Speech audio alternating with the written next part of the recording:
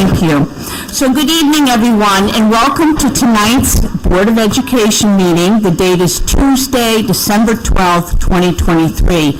And I would appreciate if you'd all turn off your cell phones, including myself, and as this meeting is being recorded. Ellen, could you please do our roll call? Absolutely. Good evening, everyone, and happy holidays. Ms. Carson? Here. Mr. Carey? Mrs. DeRoberts? Here. Ms. Hernandez-Williams? Here. Mr. Riley? Here. Ms. Walters? Here. Mr. Weiner? Here. Vice Chair, Mr. Lacavoli? Here. Chair, Mrs. Granato? Present. And Wethersfield High School Student Representative, Ms. Mary Dunn? Here. All present. Thank you. Okay, can we have the High Crest student leaders? Can you come on up? And will lead us in the Pledge of Allegiance.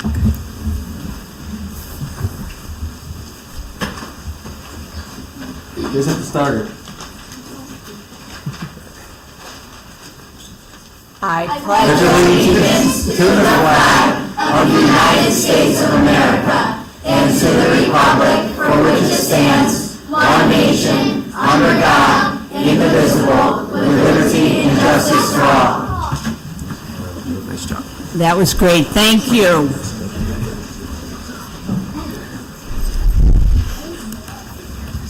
Okay, they're waiting. All right.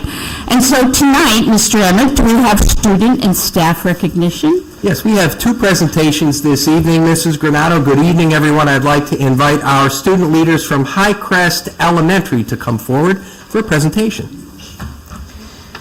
Good evening. My name is Ben, and I am an original member of the High Crest Headlines reporting team. We are a group of sixth graders who create videos and announcements to share with High Crest Bulldogs every morning. Tonight, we will share the headlines with you. Here are the High Crest sixth graders who will be presenting tonight: Juliana, Dimitri, Anders, Sophia, Nathan, Maeve, Emma, Bella, Ben, and me, Jack. We hope you enjoyed the evening edition of the High Crest Headlines.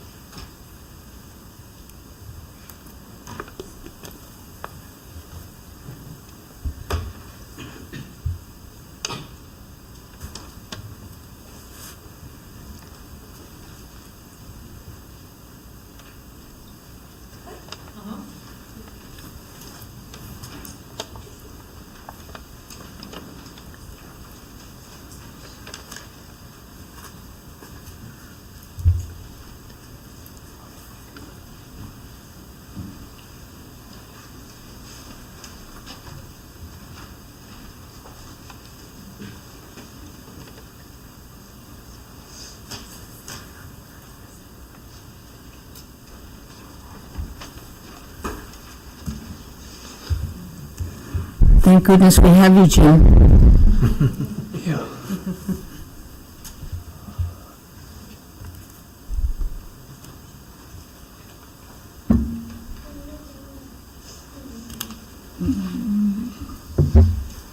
Hold on, sorry.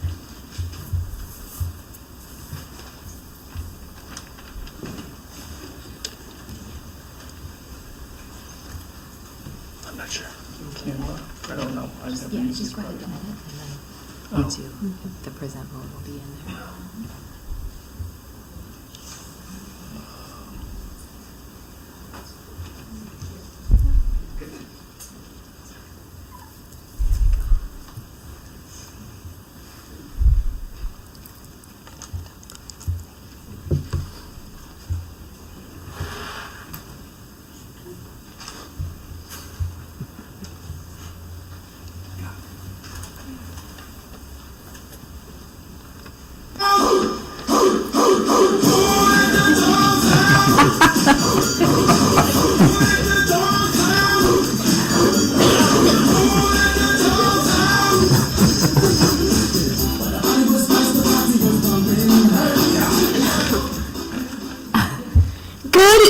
Board of Education, our Superintendent, Mr. Emmett, and our Wethersfield community. Welcome to today's High Crest Headlines. Today is Tuesday, December 12th. That was the song Who Let the Dogs Out by the Baja Men. Here are today's headlines. Today is Tuesday, December 12th, 2023. It is an A day on our schedule, and hot lunch is chicken nuggets with breadstick and peas.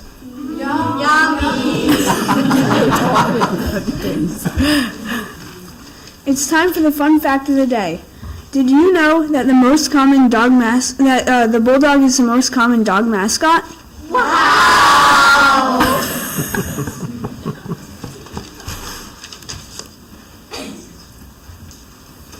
This week, our SEL focus is stress management. Make sure to work really hard for this SEL focus, and you have a chance to earn a paw card. Pause, freeze, and take a moment of silence to reflect on our mindfulness quote for today. Worrying is like a rocking chair. It gives you something, but takes you nowhere. That quote was by Emma Bombach.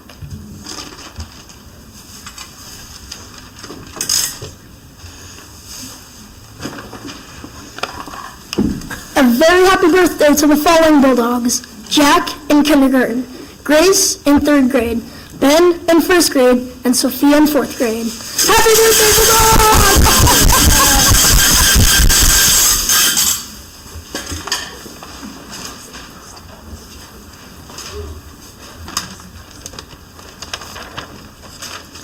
Are you ready for today's joke of the day? Yes. Why did the teacher wear sunglasses to school? Why? Because her students were so bright.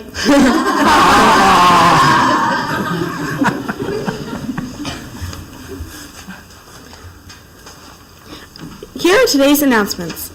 Newsies for grades 5 and 6 will be meeting after school today. Last week was Code Week. If you finish 3 in a row, you earn a sticker. If you finish the whole paper, your name will be sent in a raffle. If you win the raffle, you get a Lego set. Don't forget, the annual winter concert for grades 5 and 6 will be happening tomorrow. They will have a morning concert for grades K through 4 and an evening one for the parents.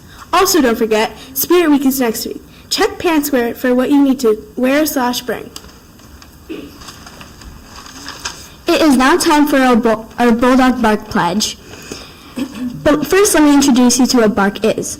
BARK is something we want all of our High Crest Bulldogs to be. BARK stands for Be Responsible, Act Safely, Respect Others, and Show that Kindness Matters. But most importantly is when a staff member from High Crest School recognizes a student doing this, they can reward that student or class with a positive office referral. Speaking of positive office referrals, we can transition on to our next slide. A positive office referral is a way for all the staff at school to show their appreciation toward all the students that go above and beyond our BARK expectations.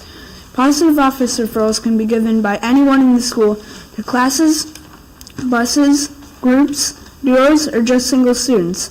At the end of every month, there's a raffle where Miss Maury will personally drop off a pizza at the end of each month to a kid in grades K to 3 and grades 4 to 6. Tonight, we have 4 new positive office referrals. Our first positive office referral goes to Miss Bittner, a 6th grade teacher. Miss Bittner is always there when I need her. She is kind and caring. Miss Bittner always has your back. Thank you, Miss Bittner.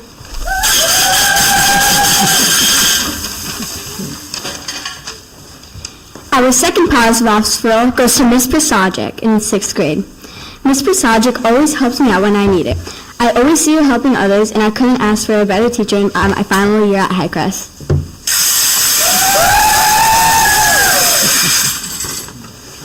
The third positive office referral goes to Mr. Boothroyd. Mr. Boothroyd helped a student when needed to fix a Chromebook. Great work!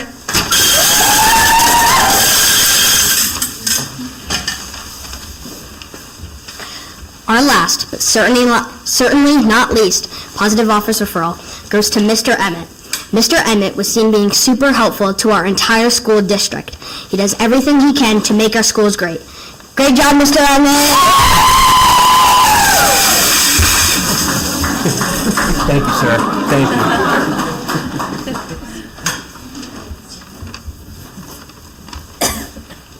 Thank you so much for having us today. Have a great rest of your evening, and remember, today and every day, the we is greater than the me!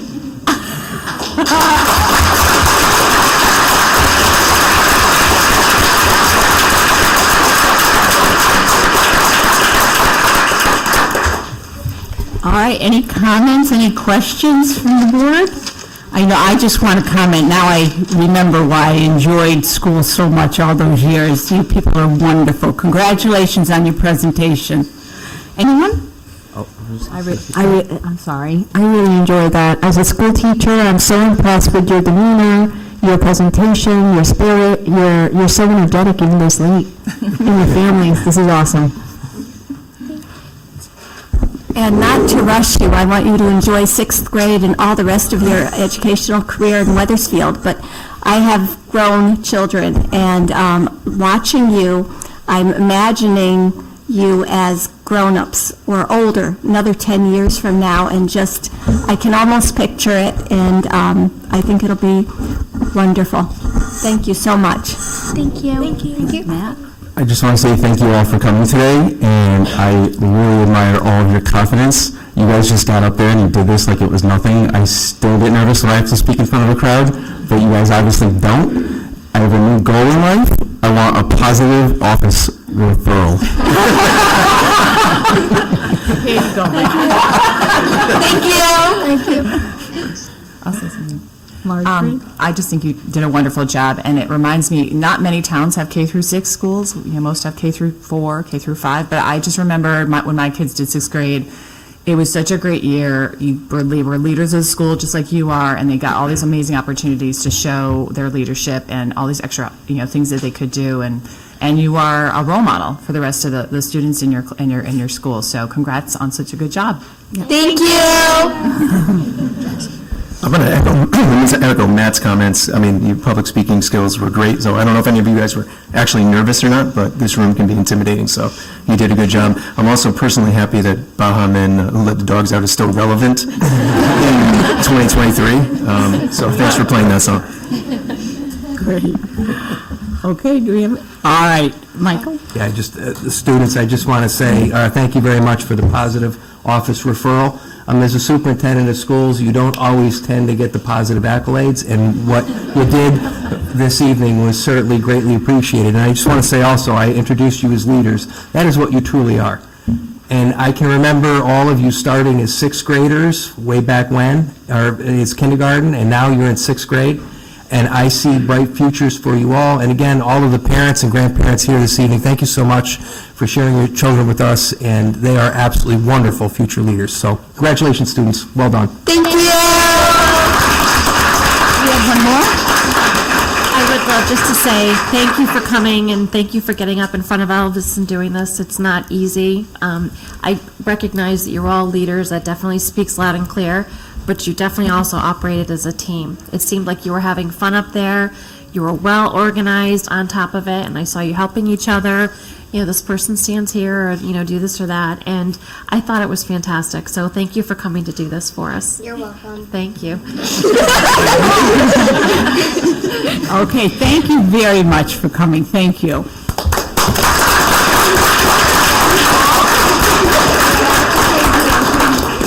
And Mrs. Maury, thank you too. That was Here we go. Can you take the picture? Wow, that's so cute. We have another one right up.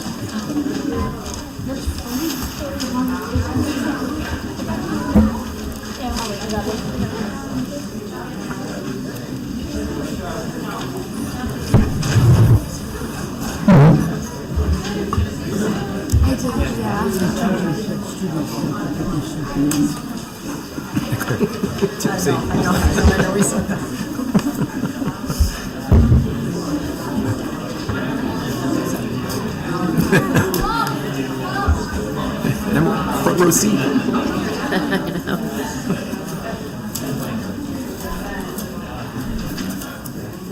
Okay, I believe we have another recognition tonight.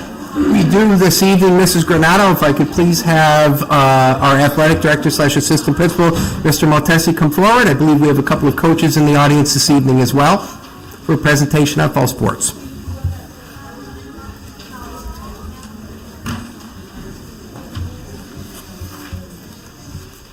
Thank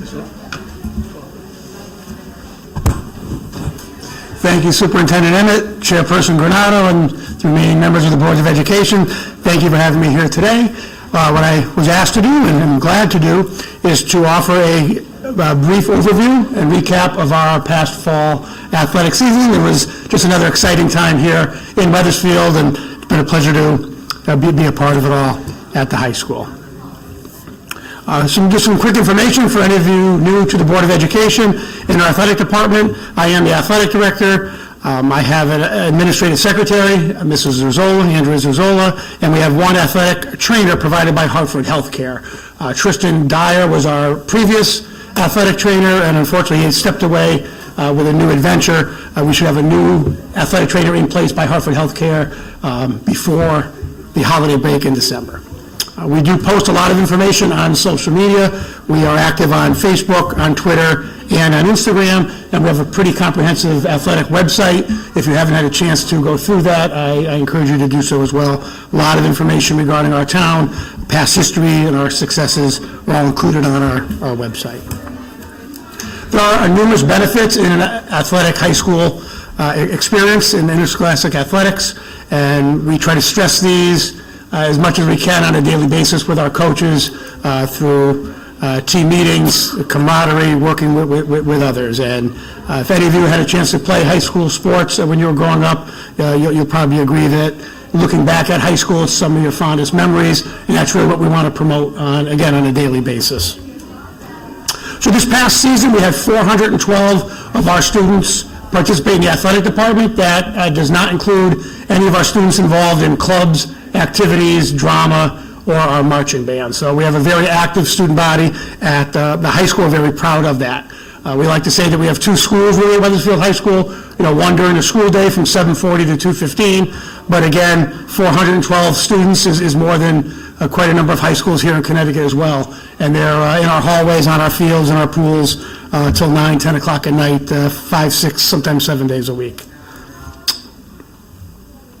And we have 11 sports that we offer in the fall season. We added last fall and fall of 2022, boys golf. So we have cheer, we have actually varsity and JV cheerleading. We have boys cross country, which is a varsity and JV team as well. Girls cross country, we have a dance team. We have varsity, JV, and freshman field hockey currently. We have boys varsity and JV golf. We have varsity, JV, freshman boys soccer, varsity JV and freshman girls soccer, and a varsity girls swimming and diving team. 3 levels of girls volleyball, varsity, JV, and freshman team. So we had quite a few successes this past fall season. We had 2 of our teams win CCC championships. That was our WHS girls soccer team winning their 3rd straight CCC title, and our girls swimming and diving team this year, which won I believe, their 13th straight CCC divisional title. So congratulations to our girls soccer team as well as our girls swimming and diving team. But it didn't stop there, and those weren't the only 2 successful teams of the fall. We saw a lot of successes. Our girls and boys cross-country team qualified and participated in both the CCC championships and the CIC championships, as did boys golf. Our girls volleyball team qualified for the state tournament for the 2nd year in a row, and the first time in my tenure to the CCC tournament. We play some of the most difficult teams in girls volleyball across the state. Our boys soccer and girls soccer teams both qualified for the state tournaments and advanced to the 2nd round this year. Our girls field hockey team advanced to their 3rd straight CIC Class M semifinal. And our girls swimming and diving team had just a remarkable season. They had an undefeated regular season. It was Coach Lee Schwartzman's 3rd undefeated season in his 15 years ahead of the girls program. They were the North champions, as we had mentioned earlier, and in our championship meet, they broke 3 meet records and 1 pool record this past fall. And they were the CIC Class M runner-ups this year, 2nd place this year. At that meet down in New Haven, we had 8 different all-state performances on our girls swimming and diving team, and we broke the Class M state record in the 200 and free relay. So girls swimming and diving enjoyed, just as I had said, a remarkable season this past year. We had almost 20 different student athletes named to the all-conference team this year in the CCC across all of our different sports. So a lot of different individual accolades. With that, we had 10 student athletes named to all-state teams in girls cross-country, field hockey, football, boys soccer, and girls swimming and diving. All 10 of those athletes are being recognized with their coaches at the CIC and the Coaches Association banquets at the AquaTurf in Southington. We had an amazing recognition in girls field hockey. Sadie Ruiz, an all-state athlete, the two-year all-state athlete, was one of 16 players named to the National Field Hockey Coach Association All-New England team. So congratulations to Sadie on that. She'll be playing at Fairfield next year, Division I field hockey. And we had an adult individual accolade this year, and it was a surprise to us. I wasn't aware prior to the swim banquet, but Lee Schwartzman, our girls swimming and diving coach, also our boys swimming and diving coach, was named the Connecticut High School Coaches Association Coach of the Year this year in girls swimming. So congratulations to Coach Lee. But although we have many successes, and we should be proud of them, and we are, we do quite a bit of things outside of the field, outside of the court, and outside or out of the natatorium. And I do have one of my coaches here, Coach Colleen Boudet, head varsity field hockey coach and head varsity softball coach, to help me talk about a few of those things that go on here at Wethersfield High School. So if I could welcome Colleen to the podium as well, and feel free to jump in whenever you would like. We start off every fall season with a 9/11 Memorial Soccer Jamboree, and it's a tribute to the three of our great citizens that were lost in the tragedy back in 2001. And it's a great kickoff. It's a community event, and we're pleased to bring in Ms. Keane along with Ms. Coffey, who lost two very dear relatives in that event. And we bring in 8 different soccer teams, and we probably have 500-600 people at that event the Labor Day weekend to kick off our fall season. So we do that, and all monies and proceeds brought in that day, and a lot of volunteering going on with the community, all goes into scholarships to the Winton Foundation, which go back to students here at Wethersfield High School. We were very fortunate and pleased to receive a CCC Sportsmanship Award this year in the sport of field hockey. I don't know if, Coach, you want to just talk a little bit about that award? Sure. So us, first as coaches, the work we do on the field is important, but what we do off the field is even more important. And we had done a lot of work with raising money for the Tide Cancer Foundation that the Gallavins run.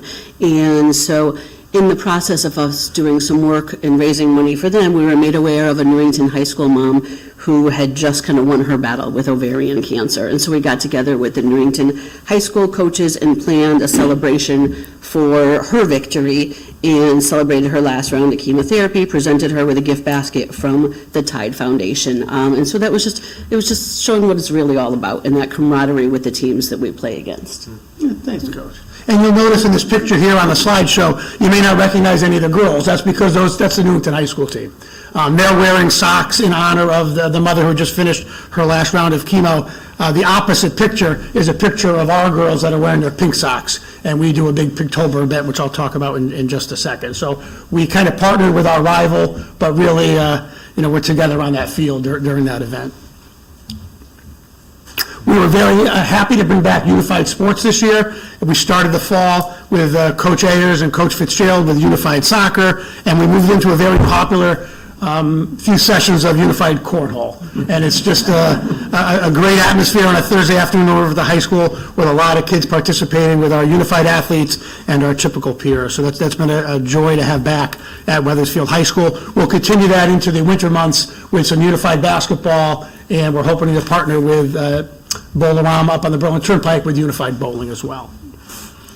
We look to honor all of our seniors. Our seniors, especially this year's seniors, have been through a lot. They started their freshman year with COVID, with all the unknowns. So while we do it every year, this kind of senior recognition set of nights have been very special. The booster clubs, the community, restaurants, businesses in town are really great to our kids and to our booster clubs, and we do a great job, I think. They do a great job honoring their seniors. And you'll see here just decorating the gym, sidewalk chalk, gifts for our players and gifts for our parents who who have been through certainly quite a bit. So if you come out to a field, you come out in the winter, you come out in the spring, on a senior night, it's really just a joyous celebration.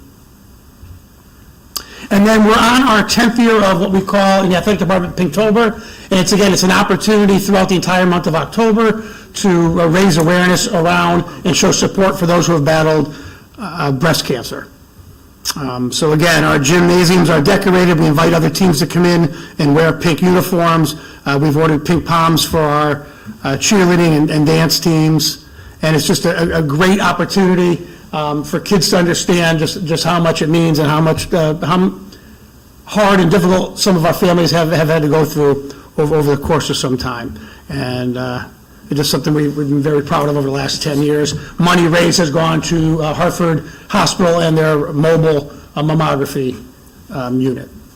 Our football team, it's their 4th season, tackling literacy. During our bye week, our football players are able to go out to the 5 different elementary schools and get involved in reading some stories to our kids. They wear their uniforms and I think are mini celebrities for an afternoon at our elementary schools. And I know our kids love it. We hope that the elementary school kids love it as well. And would love to look at a way to expand that into some of our other seasons. We utilized this year the National Letter of Intent Day in November to recognize 7 of our athletes who have already announced where they will continue their athletic careers.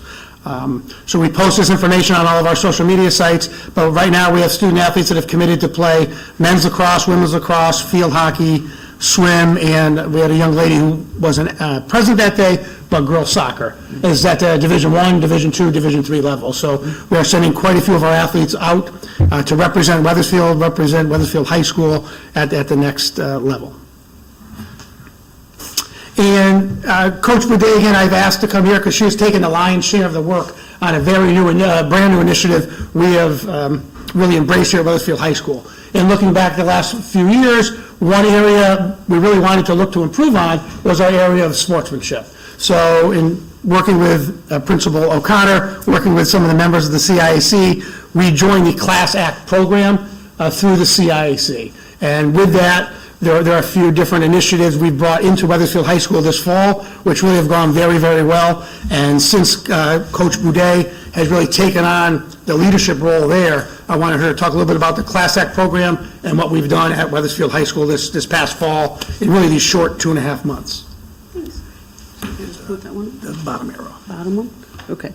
So I thought I'd showcase one of our spirit events. We have challenged our captains to help us to improve sportsmanship all across our venues, and this picture represents some that we awarded today. And so the captains helped us to kind of scout out who is being a great sport, who is showing Eagle pride, who is demonstrating the kind of spirit of competition that we really are pushing for. And so some of the members of this class were awarded free passes for winter events to celebrate what great role models they are in the spirit that they show and they bring to the sports that they attend. And speaking of spirit there, that picture also illustrates our fan base. And a lot of our bigger contests or rival games, the kids really go out and try to pick a theme for the night. This happened to be, I think, Hawaiian themed night, but we've seen many a theme at Wethersfield High School events.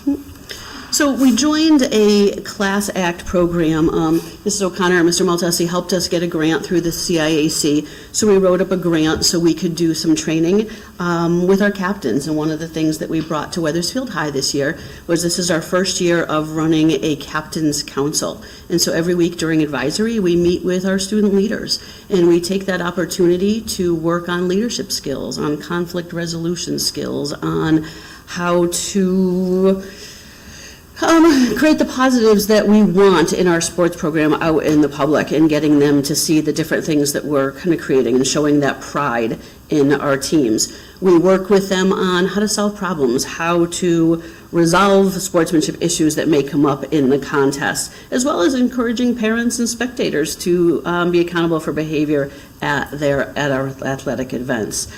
So we've had a great start to this, and we're really looking forward to continuing that work.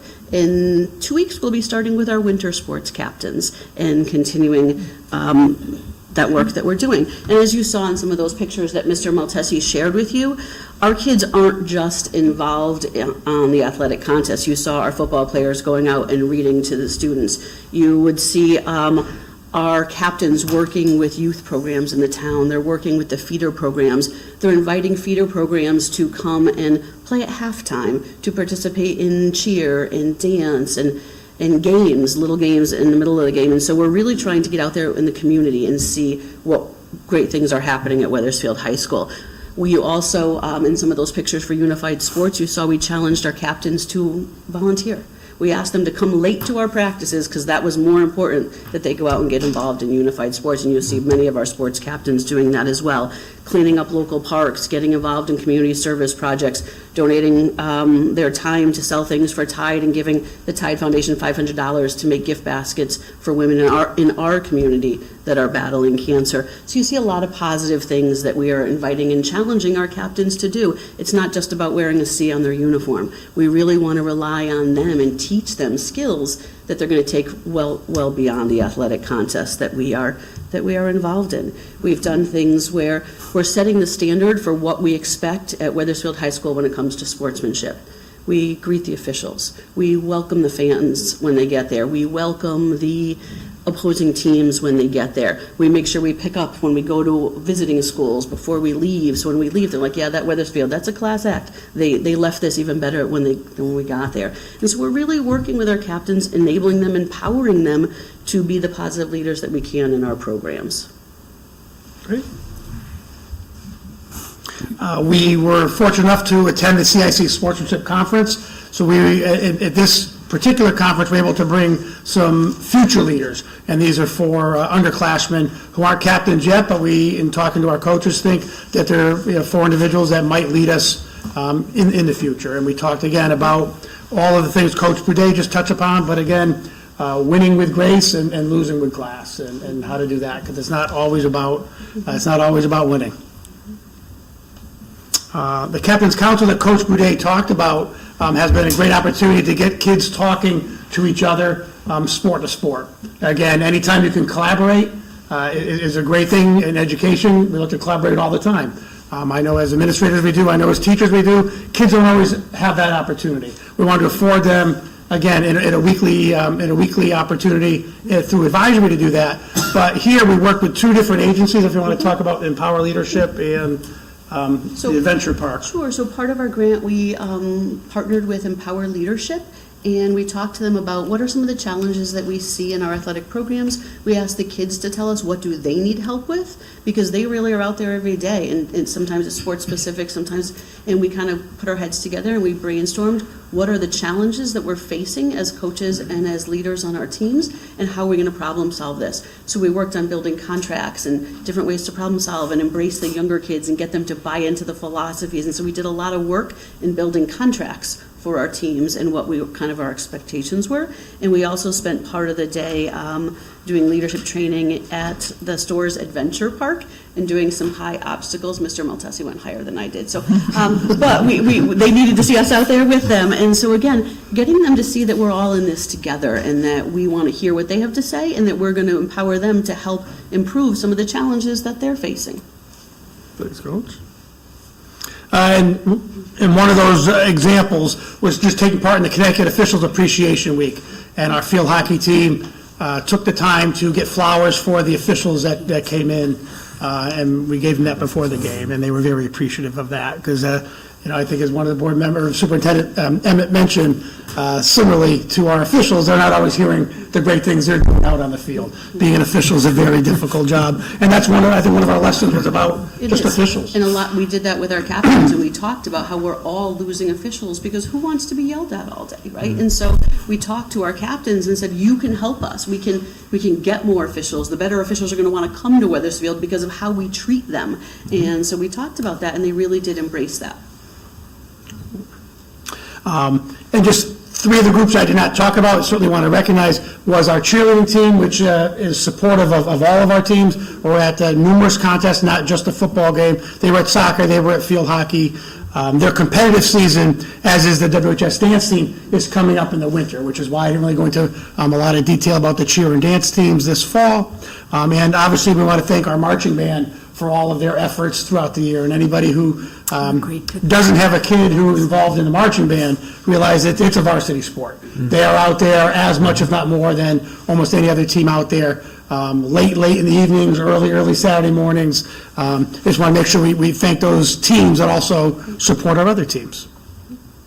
And certainly have a slew of people to thank throughout the season. It is not just a one-person job. We have a great community at Wethersfield High School to do all the things that we do. I know the kids are appreciative, and we're excited to come in every day and represent our town. Hey, thank you. Thank you very much. I'd just like to make a comment that we want to thank you. You said the school starts from morning until early afternoon, and then the second school starts. So thank you for all the work you do for that second school. I love sports, and I've learned so much through sports, even though I started late. It really is, and you have to say to yourself, I'm going to lose, and you have to learn how to lose. Losing's okay. Yeah. So hard to do, it is, but great lessons learned. Anyone else? Jim? I just wanted to say thank you so much. And I think what we have here tonight, we have excellence in athletic performance, and that's dovetailed by excellence in spirit and community. And it's something that students, coaches, teachers, and the entire community can be proud of. So thank you again. Thanks, Jim. Matt? Coach, AD, thank you for the presentation. In my whole time on the board up here, I don't think we've had a presentation from the athletic department, but this was awesome. It seems like you're stressing the right things, not just winning, but what goes on between people, sportsmanship, values. That's awesome. It seems like the girls' swim team hasn't lost since I've been at the high school. I hope that doesn't continue anytime. How come there's no girls' golf? Is there no demand, or is there... In girls' golf? Yes. That's in the spring. Oh, okay, all right. It just wasn't listed. So that boys and girls golf play Boys different... and girls golf used to be both in the spring. They moved boys golf to the fall. Actually, you could choose to do it in the spring or the fall. We chose to do it in the fall. We've actually seen an increase in numbers. One reason being there's just a lot more offerings in the spring. Yep. With only football, cross country, and soccer in the fall, it gives kids a different avenue to go. Okay. Thank you. Liz? Thank you for this presentation. Both of my kids were athletes, and what they learned on the fields or on the courts, my kids were field people, but what they learned will travel with them their entire lives. Like some you had mentioned, how to lose, how to win gracefully, how to take care of the younger teammates joining the team, especially, kind of a pay it forward. You had a great experience as a freshman, make sure the incoming freshmen have the same, experience. And at over 400 students, out of the high school, that's like over 30, it's like about 30% of the population, right? I mean, the student body. Over a third. Yeah, and that's significant, and the hours that are put in, but I love what they're doing, I love what they're learning, and I just appreciate all the time everyone does put in, because, like I mentioned before, those leadership skills, coping skills, it really will last them a lifetime. I've seen it, with my older two, and they do pay it forward. So thank you for all that you do. Not a problem. Thank you. Marjorie? I just want to say, wow, that was amazing. And kudos to the swim team, because my daughter was a swimmer, and it's just amazing what they've been able to accomplish, and one of the best records they've ever set, and statewide. I also want to give kudos to the tackle literacy. I just heard every time those boys show up in elementary schools, it is so exciting for those students who get to read with them, and it just shows you when you bring kids back to elementary school, the older kids back, it's such a special experience for them. The little kids love it. And then the unified sports, I absolutely love it, and I wasn't sure how it worked, or like you said, we brought it back. I know my son, he did it last year for basketball, and I saw a volunteer opportunity, and he didn't have a fall sport, so I said, you got to do this, and he absolutely loved it last year, and he did it this year, just working with kids and volunteering. And I didn't know the extent of how other sports or you said you just brought other sports back this fall, or? We had a one-year hiatus just in terms of scheduling and our coaches' availability. Unified didn't run last year in 2022-23, but it's back in full force now. We're excited, we're proud, so. It's such a great program. Yeah. Yeah, thank you great. for that. Thank you so much. Right, thank you. Okay, anyone else?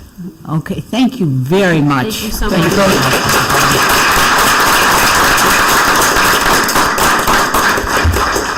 And Liz Walters, thank you for that suggestion. Thank you. All right, well, next on tonight's agenda is the approval of the minutes for our regular Board of Ed program on November 28th, 2023. Everyone read them. Are there any corrections? Okay, may I have a motion to approve those minutes? So moved. Okay, a second? Second. Anybody want a second? Okay. All in favor? Aye. Opposed? Any abstentions? Okay, those minutes are approved. Now, is there anyone wishing to make a public comment? Please come on up to the podium and state your name and address, and may I remind you that we're limited public comments to 5 minutes. No one? Okay. Mr. Emmett, so you can speak up. Do we have some communication tonight? We do. Thank you, Mrs. Granato. Good evening again, everyone. A couple of news items for you. We received word this week that the Wethersfield Public Schools will be receiving some funding from the Richard and Libby Family Trust. This funding will go toward the purpose of establishing scholarship opportunities for WHS seniors. So just got that information yesterday, so very happy to report on that. The Ad Hoc Building Committee will be meeting this Thursday, December 14th, in the lower level conference room at the Stillman Building for its second meeting. The committee first met on November 30th. Information from that meeting can be found on the district website under the WPS Renovation Project Building for the Future tab. It's right on the main page. This evening, you have an action item before you, which is in regard to the SDMS HVAC grant. These are the education specifications that were completed by CES. It's an engineering company based out of Middletown. This is part of our submission of the HVAC grant that we will be submitting to the Department of Administrative Services, which is due on December 31st. I just want to give you a CCHD update. You'll get in your Friday packet, as you do each week, the updated numbers. Illness rates are continuing to climb. It is predominantly flu at this point in time, according to the data. The CCHD did report that it currently has no COVID test kits available. We did take advantage of an opportunity through the federal government to order 800 kits that we will have on hand at all of our schools. This is in the event that we have a student or a staff member who's ill and it would rule out COVID or confirm COVID. So we feel it's just another means of being able to support positive attendance and make sure that our families are covered. So they were ordered by Mr. Barabalt, who is our co-liaison for COVID. They were ordered on the 7th of December. We're just awaiting their arrival, and then we'll distribute out to schools. With regard to attendance, the attendance today was 96.4% across the district. The past few board meetings, I've talked about those not coming in as much as they should be. Tonight, I want to give a shout out to grade 10 at 97.02%, and then grade 5 leading the way, 97.03% attendance. So definitely want to give a shout out to those students that are coming in every day. And then last but not least this evening, I certainly want to wish everyone a very happy holiday. For those of you celebrating Hanukkah, happy Hanukkah, day 5 this evening of that celebration. And then we will be getting ready to head off for winter recess on the 22nd of December. That is a minimum school day. And then I look forward to seeing you all in the new year, 2024. So happy holidays, everyone. Okay, thank you. All right, and moving on, we have one action item this evening. Christina, would you read that motion for us, please? Sure. Move that the Wethersfield Board of Education approve the educational specifications for the Silas Deane Middle School HVAC chiller and gymnasium air handler units for the submission of an HVAC and indoor air quality grant for public schools. Okay, is there a second? Second. Thank you. Is there any discussion? Michael, would you want to fill us in on details here? Yeah, so as I had mentioned during communications, this is a part of the submission process for the HVAC grant that we are applying for. As you know, the town council has already appropriated ARPA dollars to complete the chiller replacement at Silas, Deane. This also encompasses the replacement of the air handler unit in the gym, which has been inoperable for the better part of a decade at this point.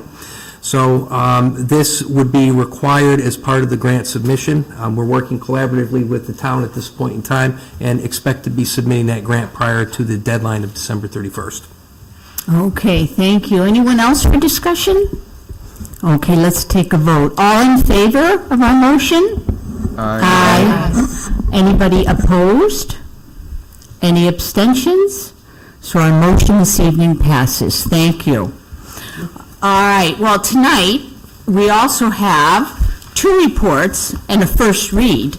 But first, we have a report by Caroline Fazina on our after-school program, Keane on Kids. Thank you.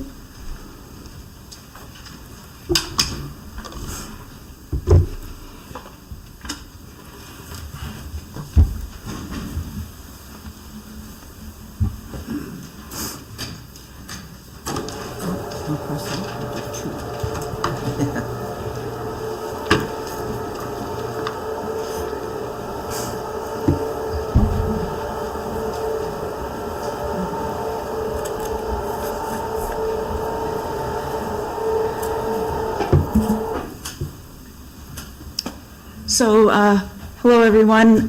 For those of you who I have not met before, my name is Carolyn Fazina. I'm the director of the Keane, and I'm going to say enrichment programs, because we are not only in after school anymore, we are also providing enrichment programs during the school day in classrooms. So I'm going to give a little bit of I'll talk about that actually tonight as well.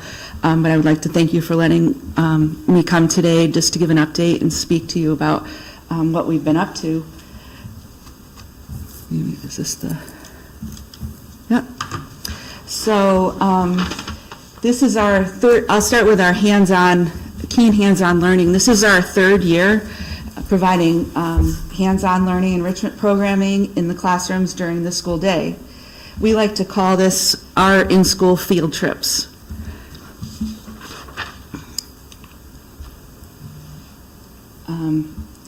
Every year so far, every year we connect with elementary school students, every elementary school student in the district. That's 1,800 plus students, 87 classrooms.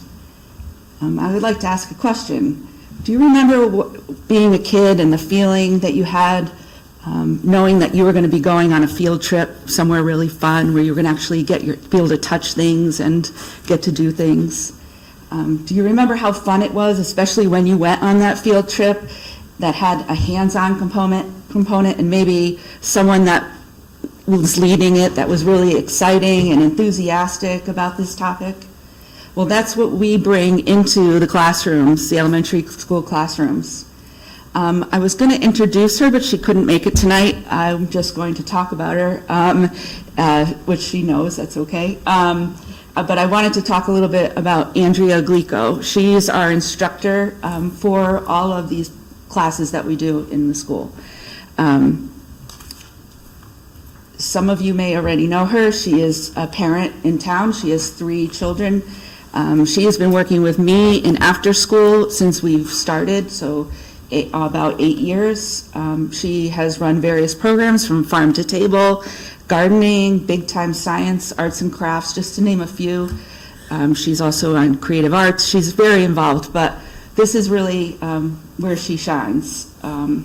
Andrea comes to every class with the same excitement and energy as if it was the first time she's done it.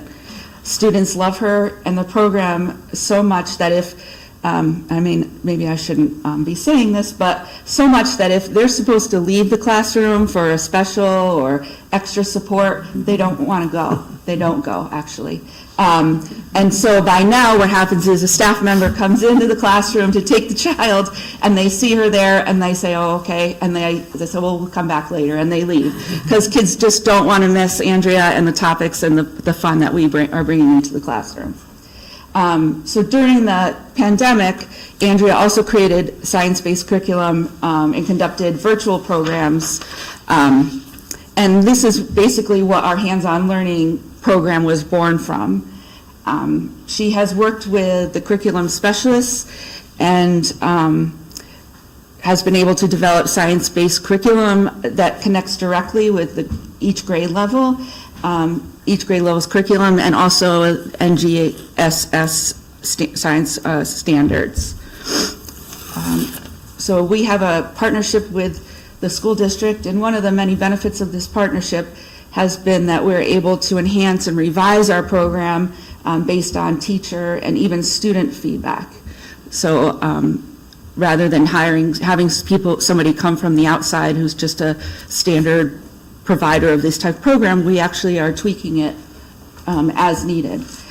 And like I said, sometimes it's even student feedback. A good example came up recently in the 4th grade class about adaptations.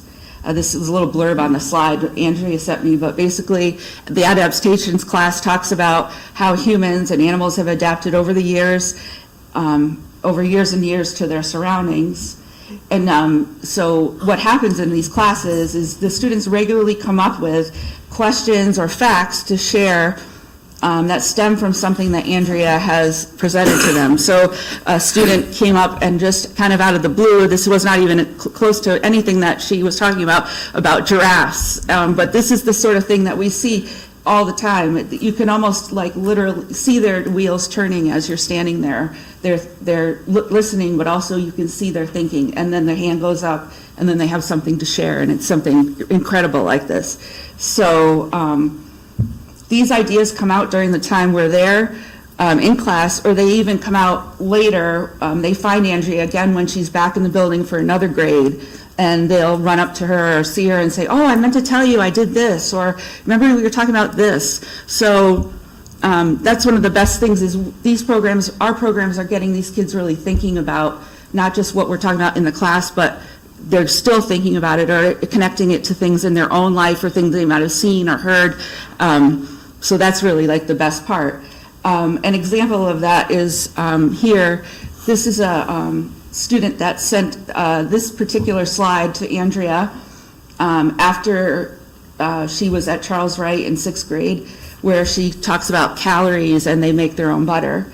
So he had brought up about bog butter, and she had some vague remembrance of it, but he sent her a slide and put the details in there for her, all about it. So now this is now a permanent part of her presentation to all the 6th grade classes. So this is what I'm saying, we are always kind of tweaking it and adding things.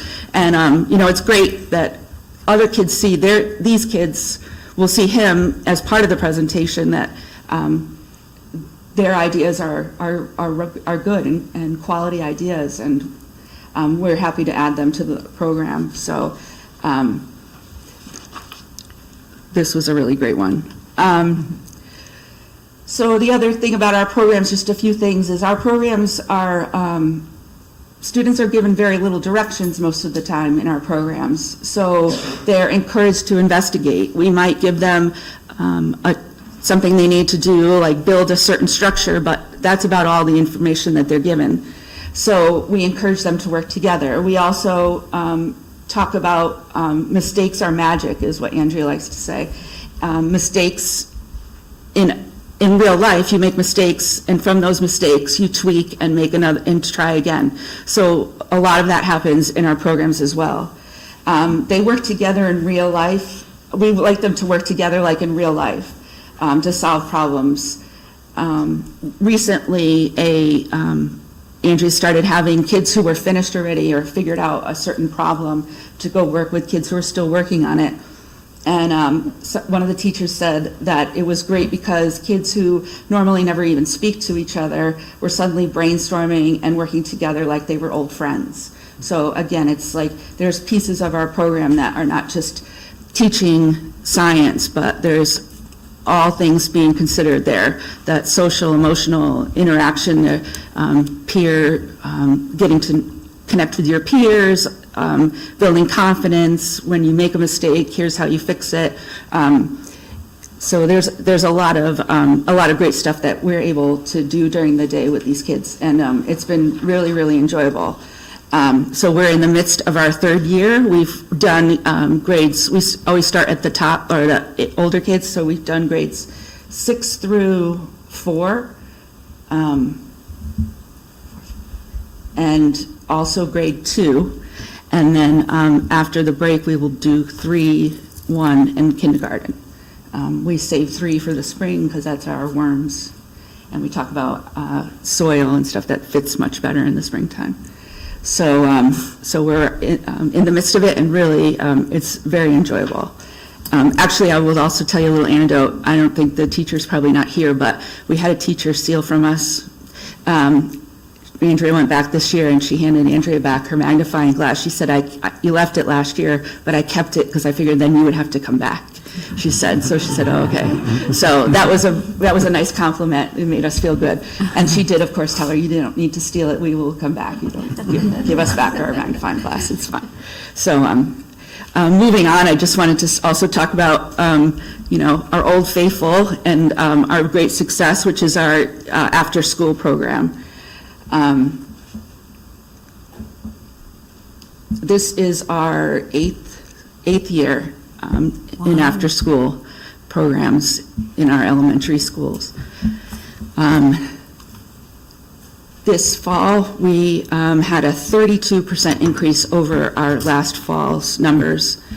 A lot of that, some of that was just more kids participating in our usual programming, but also there were a couple more after-school athletes programs that Parks and Rec oversee, and some PE teachers that stepped up to run those. So, and those are always real popular. So those were highly attended. So that also increased our numbers as well. We had 62 offerings this fall. 21 of those classes were full, meaning they met their max, and 6 were over the max. So sometimes we're able to,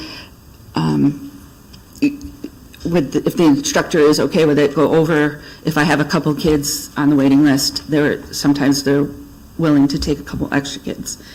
We also were able to give 34 full scholarships this year. We did that by working with the school social workers. I will tell you that they were phenomenal.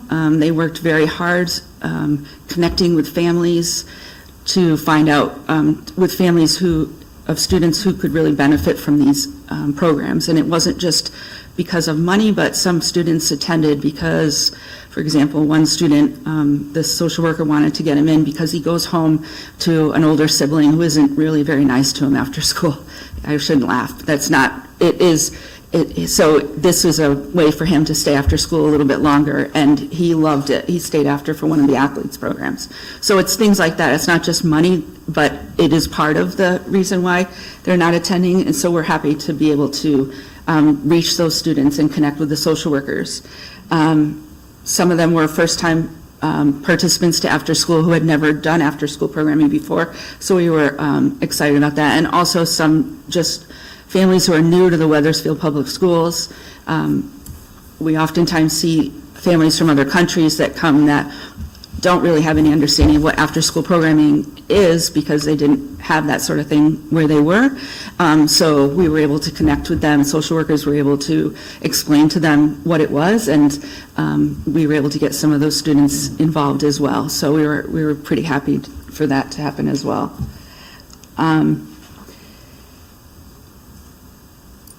We will have a very robust and exciting winter and spring as usual. Our programs will continue to give students the opportunities to try new things and to find out what they're passionate about outside of the structure of the classroom.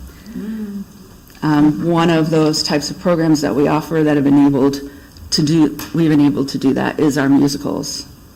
They offer students a chance to build confidence, improve social and emotional skills, build life skills, connect with peers, and improve attendance. And I would like just to mention that several of the students that were up here earlier were students that have been doing, I recognized a lot of them were in musicals at Highcrest. So some of that great speaking that you were talking about, how they were confident, I would not be surprised to find out that that came from being on the stage, because that's a learned skill that these kids get. That you're right. I'm here and I'm like I've been a little nervous all day, and these kids can just stand up and they have, it's like nothing to them, and that's a skill a lifelong skill that they will. So in the spring, you'll be able to see elementary students in Seussical, in Newsies. This is cool. How about some Lion King and some Annie and some Finding Nemo. This is fabulous. So we are actually going to be having a musical at all 5 elementary schools this year. This is something that we've never done before. This is something that we've been asked to do for many years, but putting on a musical is quite expensive. We are lucky this year that we received a grant, so we're able to be able to do that this year. I'm going to work very hard to try and continue it year after year, but we're thrilled to be able to do it this year. If you look at the whole district calendar, if you were to look at a calendar for the spring, you could go to a high school musical in March, then another middle school after that in March. The end of March will be the Highcrest musical. There'll be the Charles Wright musical in April, and then 3 musicals in May. So you basically have all your weekends figured out for you right there. And these kids are phenomenal. I have seen kids go from meek, barely speaking loudly, to children that I don't even recognize at the final rehearsal. This is an opportunity for these kids that a lot of kids don't have, and we're really, really excited to be able to provide this opportunity to the kids in the elementary schools. So it's 5 elementary schools, 5 musicals, up to potentially 150 students involved. We have hired 9 Wethersfield Public School staff members who will be working with Hartford Stage. At 4 of the schools, and the 5th school, Webb, we have someone already, Cindy Lesser, who does that one with other staff. But so the 4 of the schools will be a partnership with Hartford Stage as well. I hopefully you all will be able to attend at least some of those shows. And we will definitely, this is just the beginning, you'll see it out on social media. I actually was asking everybody not to say too much till today, because I wanted to make the big announcement today, and then the kids will all find out tomorrow, if they haven't already heard inklings. The teachers that are involved keep asking me, when can we tell them? So after today, so they'll all be getting flyers that take home tomorrow, and registering in January. So this is our information about registration. The brochure will come out, I believe it's next week, online, and then registration opens January 3rd at 8. And we are super excited to have them. I think it's going to be phenomenal, and we hope to see all of you there. So thank you very much. Oh my gosh. Thank you. Thank you.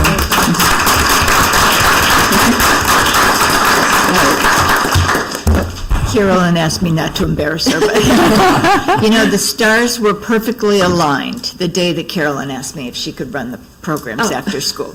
And, obviously it's been a great camaraderie, and she has really professionalized and brought our programs to another level. So thank you very much. Thank you.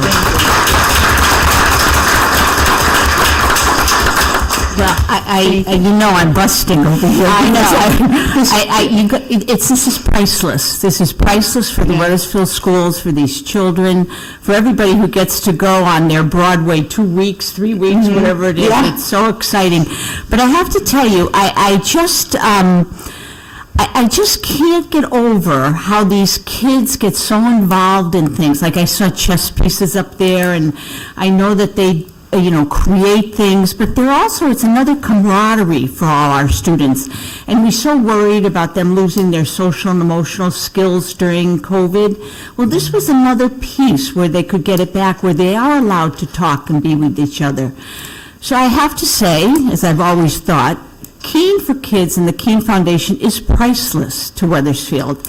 And I do have to thank you very much, Caroline, for your work. And I do have to thank that fairy godmother over there for all her work, too. Well, I will tell you that after school has been proven post-pandemic to be one of the best things for your children as far as connections to peers and engaging and caring adults. Yes. Because it's very difficult during the school day to connect with each other as students, and this offers a time where they can do something that maybe they're like-minded, they all like art or whatever it might be, and it's a bit more relaxed. They can chat. I've seen it. Them share a lot of really sometimes very personal things with each other, just over an art project. So it really does make a huge difference. It's a great opportunity for kids to practice those social skills, and I'm going to stop because she says I talk too much, and I do. I could go on and on and on, and there's other people that need to speak tonight. We like you going on and on and no, on. that's okay. No, you're right. It is. Anyone else for comment? Marjorie? So, Carolyn. Yes. I remember years ago when all the schools, elementary schools were looking at, or a few, and I was at Hanmer thinking about what can we do for after-school enrichment? What can we do? And I was with Deanna Ford, and we're trying to get just a chess club going, and we're like, what's going over at Charles Wright? There's someone over there that's doing all these great things. I believe that was you. It was just a little idea, just a little inkling, and it's just unbelievable what it's become. Unbelievable. And I always tell people, Keane Foundation, donate to the Keane Foundation. That is a huge gift to this town. And people don't even realize all the things that you all do. It's unbelievable. So thank you for this presentation. If you're at all inclined to make an end-of-the-year donation, we are accepting at thekeanefoundation.org. It does take a lot of money, especially for these musicals, because we hire very qualified adults. And I will also tell you that the teachers who are going to be co-teachers with Hartford Stage are the music teachers. So, and we pay them because of their skill. It's not, some after-school programming is very, you need a teacher with a lot of skills, and this happens to be one. So it is an expensive venture for a lot of reasons. So, thank you very much. That was a long time ago when, every once in a while I think about how it's grown to be so great. If you ever get a chance to visit after school time, I definitely encourage you to. There's almost every day there's something going on in one of the elementary schools after school, and you'll see, I think some of you attended our 9/11 also, and you saw some of the stuff and it's like that. It's just that enthusiasm and that energy those kids have. They're great. It's just the whole after school time is sort of just like kind of trying to keep their energy contained so that they can do what they're there to do. But it's great, and I'm very privileged to have this job. Anyone else would come? I just wanted to say thank you to the teachers that are volunteering their time after school, because we need the teachers to do that, and that takes energy as someone who does it. Thank you for all you do in the presentation, and Andrea is amazing. She is, when I was in SDMS PAC, she welcomes, and she's still buying us ring pops today in order to do events that we're doing. So I just wanted to publicly say that. I don't want to take too much time. Andrea, I really wish she was here, but she's, I think, bringing her son home from college today, and she wasn't sure. But she does pretty much everything. Like, she's also involved in she's been working with the after-school program at the middle school, the Encore program. Like, I love working with her, because when you work with somebody with that much energy, it's contagious, and that's what she brings for me and for these kids. It's unbelievable. She says she called me over the summer when she was at Pine Acres. She said, I'm a rock star. Everyone here knows me. Like, all the kids were like, Miss Abuko from school. So she's very we're very, very lucky to have her, very lucky, so thank you, yeah. Okay, anyone else? We're very lucky to have the Keane Foundation, and I think the Keane Foundation is very fortunate to have you. Your enthusiasm just seems boundless. And I did notice, I went to the open house back in September, and the enthusiasm of the teachers who were there, too, I was really impressed with. I don't know that I was really expecting that level of enthusiasm and interest. And I always come back to the importance of community in educating our children, and this is could almost make you cry. Yeah. It's just so lovely, and it's just grown so beautifully, and it's such a wonderful gift to Wethersfield, to our families and our students. Thank you. Thank you. Okay, go ahead, Mary. I just want to say I think these are really great programs for the kids. I can attest that because I was involved in a lot of them when I was a kid. And I also remember that was in elementary school. And I also remember Mrs. Aglico coming in, like making bread and tie-dyeing shirts, and it was always so much fun. She still does it, yeah, she tie-dyes shirts at all the schools. Honestly, it's a whole afternoon or evening to talk about all the stuff she does, so thank you. Yeah, I'm glad, and that means so much that you remember it as a student, that you remember. After-school programs too. Yeah, that you have those fond memories makes this, that's payback for sure. Thank you very much. Thank you. Okay. Thanks, everyone. You're truly priceless.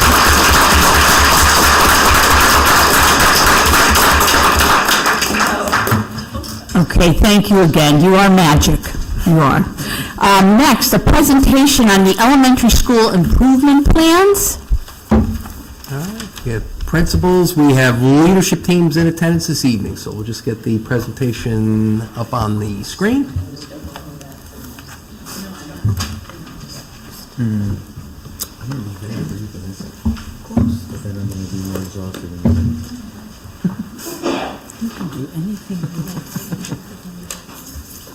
Good evening, everyone. Excuse me.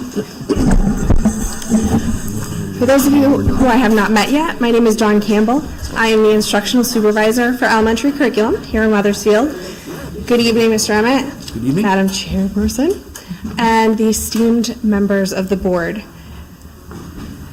Tonight, the elementary principals and teacher leaders from each of their schools will share with you some of the wonderful things that they are doing as part of their school improvement efforts.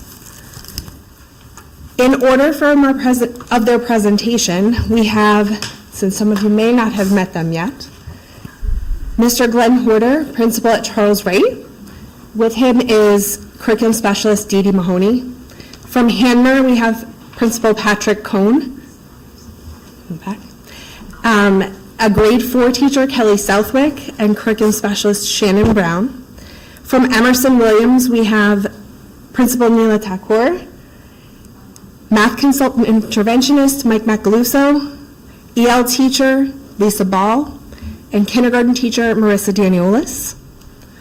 And from Webb School, we have Principal Ken Craig, curriculum specialist Annie Kuhn, math consultant interventionist Amy Carlson, and grade 2 teacher Kirsten Gilberto.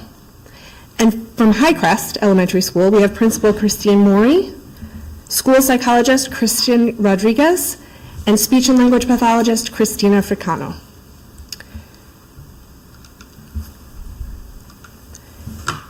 Every school's improvement plan is anchored in Wethersfield Public Schools' core priorities: empathy, achievement, and equity. While these pillars unite us in purpose, it is essential to recognize the unique character and culture that the individual buildings bring to the work around each and every one.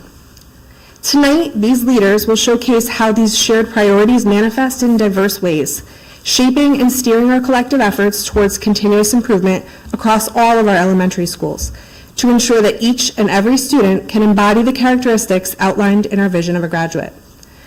To discuss Charles Wright's work around empathy is Mr. Glenn Horder. Good evening.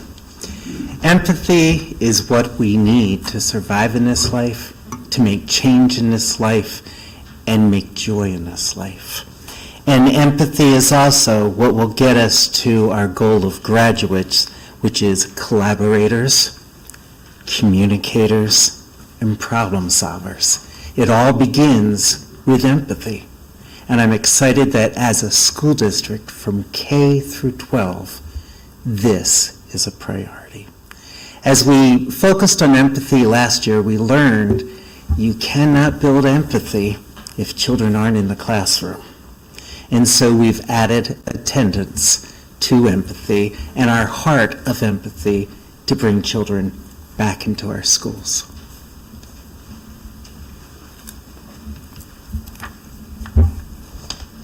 I'm excited to share with you the data that we can stand behind at Charles Wright.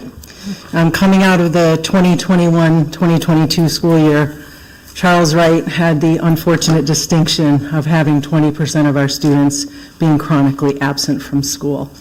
And as was mentioned previously, if kids aren't in school, that means they're not there to learn. Post-pandemic, school attendance has been an issue in many districts, and of course, we were no exception. That 20% number was so alarming to us that it sent kind of shockwaves through our classroom community. The chronic attendance number is a state guideline, and we knew that we had to do something about it. So it led us to target the issue with a focus on empathy and a focus on our purpose. I'm happy to say that the results of our efforts are evident in the fact that we were able to reduce chronic absenteeism at Charles Wright last year by nearly 7%. And you can see our current numbers, which I pulled 2 days ago, look like we are on track to make even greater improvements this year. There we go. You might be wondering how we were able to do that, and we really thought about it from a lot of different perspectives. We couched our efforts in that empathetic approach, sharing insight with our families and our community about why attendance matters. I think post-pandemic, everything was so loose about where you could go and where you should go and how close you should be to people that we kind of lost focus about it. And so we took that empathetic approach to bring our families kind of back to that centered shared purpose. We began our efforts proactively from day one. The example that you see on the screen shows both sides of an informational card that were passed out to families at kindergarten orientation and at all of our open houses at all grade levels, and not just at Charles Wright. Internally, we updated our processes in managing attendance by asking our students' caregivers to submit all of their documentation related to student absences digitally. This helped us to improve our tracking, which also helped us to improve our responses to families who may not have been aware of what was actually happening. It allowed us to reach out and address chronic absenteeism before it got way out of hand. We typically know that when we can catch it early and kind of advise families as to what the potential is looking down the road, that we're able to actually reverse what's already happening. So I'm hoping that 9% number that I shared with you currently is actually a number that will come down by our continued proactivity moving forward through the school year. In addition to phone calls to families when students are absent, when we designate a student as being chronically absent, we send letters home. This has been a practice for a long time, but the previous letters had kind of a nasty compliance tone to them, kind of stating that this was bad and you were bad and get your kids in school, and also spoke of consequences and the impact of truancy. But we've revised those letters. We've revised them from that position of empathy, and we have asked folks to kind of pay attention to what is actually happening with regard to attendance.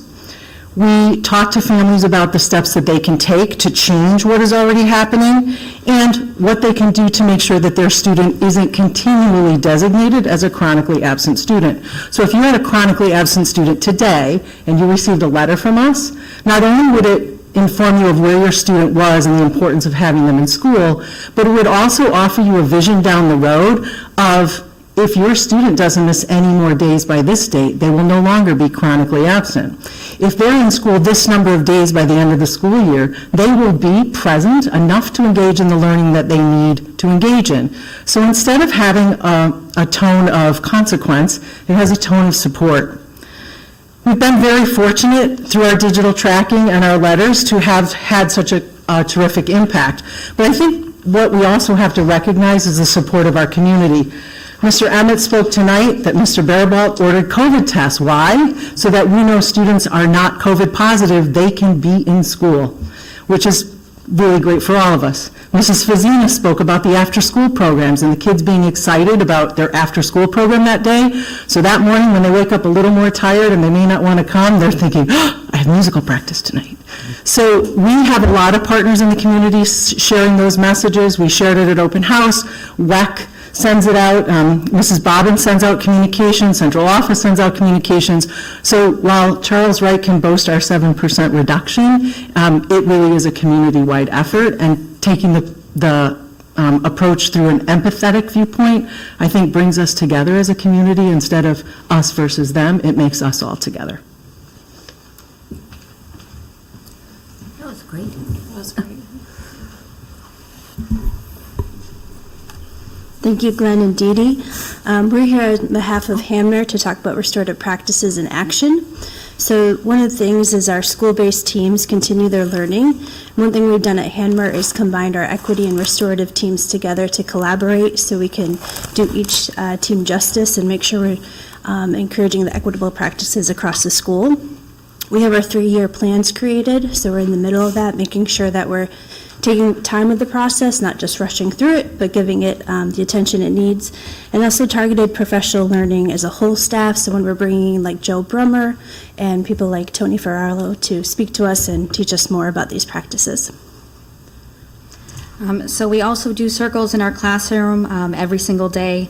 My class, 1 through 5, how are you feeling that day? So 1, you're not having a very good day, or 5, you're having an awesome day. I've had students pull me aside after circle to talk to me about how they're feeling, because it just kind of opened the room for that. Or they could just tell me about like their pet that they have, and they're like super pumped about that. So I take whatever I get.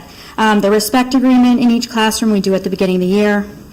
So the kids will get to come up with ideas about what we want implemented in our classroom, and then everybody gets to sign it, and we put it up in the room so they can look at it throughout the year. I'll reference it. I've had kids reference it throughout the year about what we agreed upon at the beginning. So that's really nice. And then educating families on restorative practices. I know a parent square was set out about that, about what restorative practices were and how we're implementing them into our schools. So that's it. Thank you. Okay?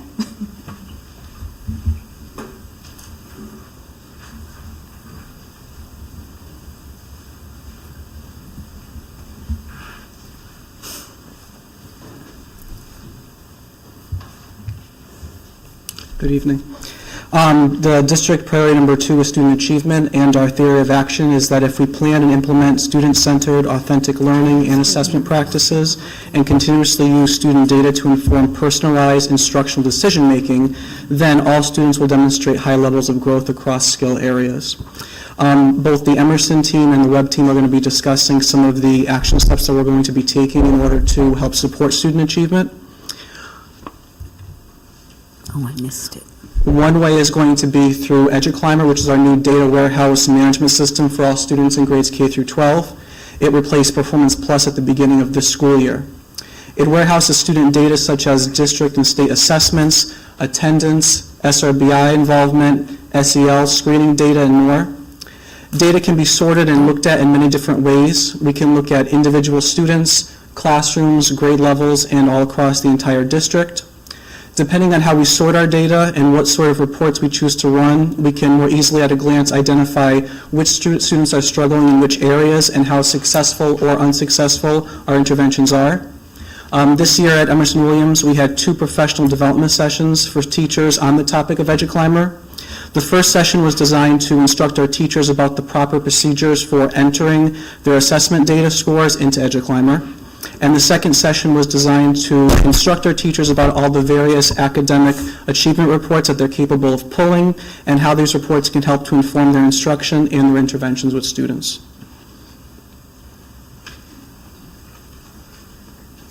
Another thing we've implemented at Emerson and kind of district-wide is grade level achievement goals. This year across all 5 elementary schools, we created grade level achievement goals spreadsheets, and that was based on our last year's student data. We did this in a very similar and consistent fashion as all 5 elementary schools did. This goal-setting process started with the principals, and then it moved on to our leadership teams, and then it went to our instructional teams, and then it went down to the grade level teachers. The templates for our goal setting were created by central office over at Stillman, and we were looking at those data sets in very similar ways across everybody, and this helped provide consistency across the district, so it all looks the same and it's set up very similar. Then we used EduClimber to complete the data sets and tables for the district assessments, state assessments, and even our attendance rates. We were looking at the percentages of students in each grade level who were scoring at the proficient level for each assessment that we give.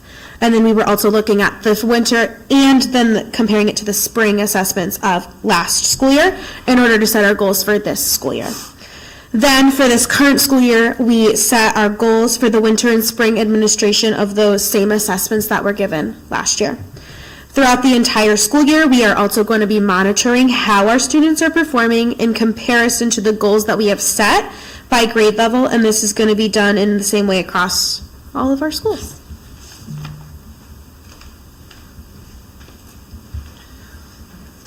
This year at EW, we are placing a huge emphasis on creating more opportunities for teachers to be able to get into each other's classrooms. The overall purpose of the peer observations is to grow and develop our instructional practice through observing others. At times, the teachers are visiting their colleagues and their colleagues' classrooms on their own, and then at other times, the peer observations are being facilitated and guided by our instructional coaches, such as the math interventionist, or the curriculum specialist, or the language arts specialist.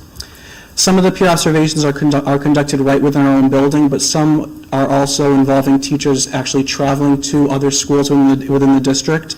So for example, with the implementation of our new math resource, Illustrative Math, we thought it would be a good idea to give teachers the opportunity to observe these new lessons that are going to be teaching. And so, for example, at Emerson Williams, we had our third grade team go over and observe the third grade teacher at Webb, who piloted Illustrative last year, to get kind of new creative ideas to see how it was done, so they can then go back and implement those ideas back in their own classroom. This turned into being a very positive experience for all parties involved, and something that we will continue to do with other grade levels moving forward. For our in-house observations, we also created a Google survey where teachers could communicate the area of their current practice that they would like to grow and develop in, but also be able to indicate the area where they felt strongly. And this helped us to connect teachers and be able to observe a teacher that was specifically targeting an area that they wanted to enhance, which made the observations that much more meaningful. This year, we also created a consistent note-taking form that teachers could use when they were observing their colleagues. This allowed teachers to write down the primary goal of the observation, identify ways in which they felt validated in their own teaching because they were seeing the same practices in other classrooms, an area to write down new and creative ideas that they learned in their colleagues' classrooms, and also be able to capture any questions that they wanted to ask their colleague post-observation. The positive buzz that this has created throughout our school has made teachers even more open and comfortable to having colleagues in their classrooms and also going to other classrooms. As we continue to enhance our learning and knowledge as educators through these peer observations, the greater the positive impact we hope to have on student achievement. Hello, everybody. This year, our entire school district is participating in instructional rounds. Here's the purpose of instructional rounds in Wethersfield. Instructional rounds is a structured process to identify and examine school-wide practice in an area of focus and provide observations and feedback for moving the organization forward with the next level of work. All 7 schools in our district are using a specific tool called the CASTLE rubric. The CASTLE rubric focuses on school-wide SEL practices that in turn impact student achievement. At the elementary level, there will be a group of 12 district-wide administrators who will tour each elementary school once, and then provide specific feedback for our continuous growth and improvement. At Emerson Williams, our assigned instructional rounds date is February 6th. At this time, we're still working on pinpointing which area of focus on the rubric we would like some feedback on. Hanmer had their instructional rounds dated in November, and their area of focus was on amplifying your voice and engagement during instruction. As teachers, we're constantly teaching our students all about the value of adopting a growth mindset. Instructional rounds and peer observations are opportunities for our staff to demonstrate a growth mindset and look for ways we can grow and improve in order to impact student growth and achievement in the long run. Thank you.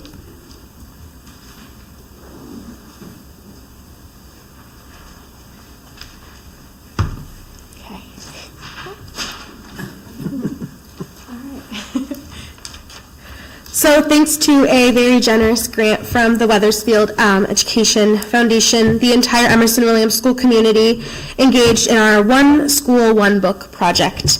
Other schools did as well. Every single Emerson Williams family and every single Emerson Williams staff member received a copy of the One and Only Ivan, which is a Newbery Award-winning book by Catherine Applegate. Our primary teachers and classrooms also then received the picture book, which is The One and Only Ivan, Draw Me a Story by Beth Ferry, and it is illustrated by Gonzalo Kenny to help bring the characters to life for our younger students. We are also grateful to the group of parent volunteers who readied the books, the chapter books that went home for our students and then distributed them. They even made a little schedule for families of what pages to read, when to read them with their students. And then that was available in English and in Spanish, school-wide. Followed by that, we did trivia questions each day at school. Our students in grades 3 through 6 entered a trivia tickets.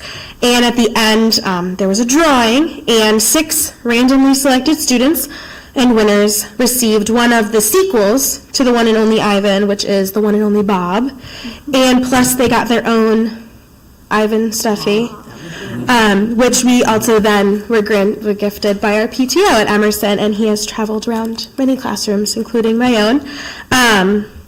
The students love him. He's a favorite. And then since we are a Spanish bilingual school, we also had copies of The One and Only Ivan, the chapter book that went home. That was available in Spanish, and we sent that home with our Spanish-speaking students for their families to read to them. The shared reading experience was a wonderful way to build community, sparking thoughtful conversations about the book, both in our classrooms and at home. Helping our students to love reading will positively impact student achievement in the long run. So, yeah.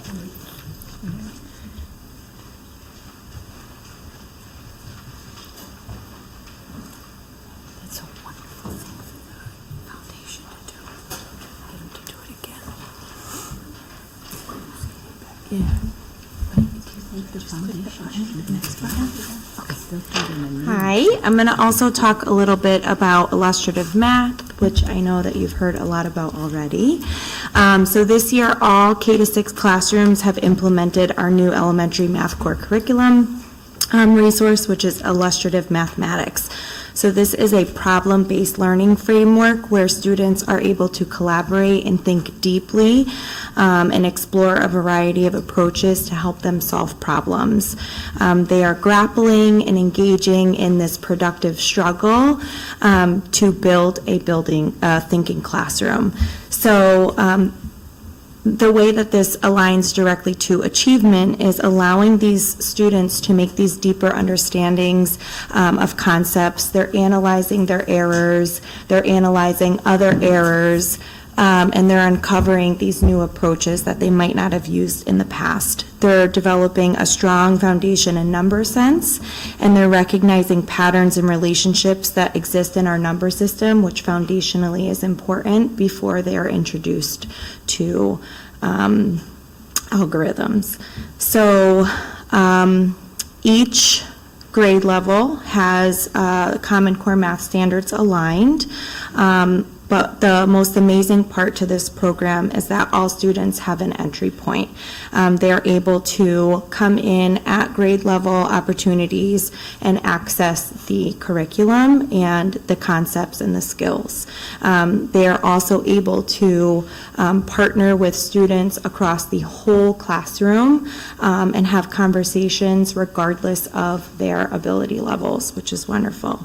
This core curriculum resource gives ample opportunity for students to participate in this rich conversation and then also use mathematical discourse, which is what we are trying to push our students to do. Our staff has received various professional development opportunities, which include collaboration with grade level counterparts and then also with our very well-versed curriculum specialists and math interventionists, which would not be possible without them, and also to Dawn Campbell. This is a great program, and we look forward to the implications that this rollout will have on our students over the years. So paying attention to data and watching not just the data, but watching our students grow as mathematicians. So in addition to bringing on programs like Illustrative, which help our teachers teach more deeply, we have to provide professional learning to our staff to make sure that these, components of engagement and discourse and questioning and rigor are implemented well in the classroom. So in addition to illustrative math, last year we brought on Building Thinking Classrooms, which is just a series of instructional techniques that teachers use to engage our students. They use vertical non-permanent surface whiteboards, so they're standing up, they're engaged, they involve a lot of discourse, they randomize their groups, so they're always working with different partners, and there are rigorous tasks, so they're really involved in deep, deep thinking. We also focus our teacher evaluation on the Charlotte Danielson Framework for Teaching. That Framework for Teaching has 4 components, and the 4 components are about planning, classroom engagement, instructional practices, and professional responsibilities. And so this year, when we have a focus on achievement, we are really focused on the instruction in our classroom. And so a lot of our professional development revolves around that domain and making sure that children are aware of their learning targets. We provide them with engaging opportunities to have discourse in the classroom, and we're really focused on the rigor of the tasks that we give our students. Hi. I'm going to talk about the 6 shifts one. As a district, we are continuing our professional development on the body of research known as the science of reading. We are building on the training as we did last year too, and working to develop the phonemic awareness for all students in grades K through 6. Strategies have been shared and are being used in our classrooms to support students in hearing all of the sounds in the spoken words in order to improve their spelling. This includes our entire population of multilingual learners. Our 6th grade teachers have engaged in 2 professional developments this year so far to learn more about the effective practices for increasing student vocabulary using the 6 shifts as a guide. And our district committee is researching and piloting literacy resources for grades K through 3, which leads you back to Kristen. Yeah. I'm going to talk a little bit about how the state is recommending certain programs. So again, Dawn Campbell and our wonderful team of reading specialists and curriculum specialists have worked to form this really strong team of stakeholders within our district to collaborate on identifying an approved curriculum resource that would best fit the need for all of our youngest readers here in Wethersfield. So this process started earlier this year, first looking at the state recommended programs, then identifying and vetting which ones would be the best fit for Wethersfield, knowing where our students are at, where our staff is at, and how we can support our readers going forward. So we are now currently in a mini pilot phase. There are numerous teachers across the K-3 WPS schools that are currently piloting either a module, including foundational skills, reading, and writing. This committee meets monthly to discuss strengths of the program or the module specifically, areas of need within the program, and the support that we need as staff moving forward to pilot with fidelity. So at our most recent collaboration, we revisited our vision for high-quality elementary literacy instruction to ensure that this program was meeting our high expectations. It is not in the slide, but I can provide that too. I'm not going to read it. But we will continue this work over the course of the school year to ensure that we do choose the best curriculum resource to support our K-3 students. Thank you. As you know, we are fortunate at Webb to have the LEAP program. And so this year, our LEAP staff is implementing a new data review model where once a week, every staff member that works with a particular student is going to get together for about 20 minutes to really look at the data surrounding that child. How is their program going? How can they optimize program for that child? Is a child having any difficulties, both academically and behaviorally? And how can they come together as a team to make sure that they are consistently implementing that child's program? So in doing that, it makes the child more successful because everyone that works with that child is on the same page and able to spend the time having that conversation and that focused learning about that child. We also have, as you know, a growing multilanguage learner population in Wethersfield, and that's across all of our elementary schools, and that's not unique to Webb. And so we need to make sure that our multilanguage teachers and staff have professional learning around the best practices for those students, including the science of reading. So we are working hard to make sure that all of our multilanguage learner staff has that professional development. And we also are working hard to make sure that our classroom teachers understand the best practices for teaching multilanguage learners in the classroom. And we use the Connecticut frameworks, the KELP standards, which are the Connecticut English Language Proficiency Standards. And those, we've done a lot of work with our multilanguage learner teachers and our classroom teachers to make sure that those standards are being looked at in the classroom, and that we can move those students along and we can meet them where they are in order to help them become proficient in English. And I'm going to talk about something near and dear to my heart, which is the SRBI process. And it is used to ensure that all students are getting what they need in education. I'm excited to share with the instructional supervisor for elementary curriculum, which is Dawn Campbell, and the reading consultants and the math interventionist. We are streamlining our SRBI process. So it is calibrated across all the elementary schools, which is nice because if your child moves from school to school, their SRBI plan will not change. It's going to be consistent. We collaborate with each other. We meet throughout the year as a team to share ideas and continue this important work. We use the data that's now collected through EduClimber, as Dee Dee was talking about, to create flag reports for each of the grades. These reports look at universal assessments for each grade level. After we look at these reports and gather the universal assessments, we meet with the teachers to discuss student progress and or concerns that perhaps maybe aren't even in the universal assessments. There's a multitude of diagnostics after that are administered in all areas of reading, writing, math, social emotional support, speech and language, to further look at these students and support areas and teachers in all areas of SRBI, whether it's Tier 1, Tier 2, or Tier 3. The collaboration ensures that all students achieve personal success. As students move from school to school, the SRBI process is consistent and reliable. I personally feel very proud of what we've accomplished and over these last 2 years, and I'm so excited to continue this process and see where we're going.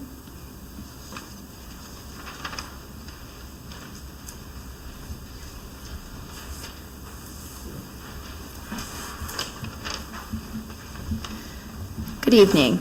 We're here tonight to talk a little bit about equity.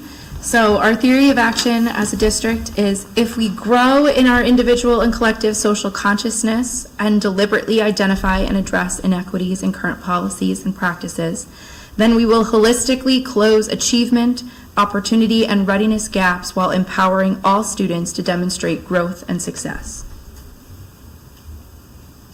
So our slides are a series of pictures, and you can see some of the things that are done both across the district and at Highcrest. So one of the things that we do as district level work is our equity team. There's representatives from each of the schools at the equity team meetings that we have, and we bring some of the activities and information that we learn back to our staff during staff meetings and different times.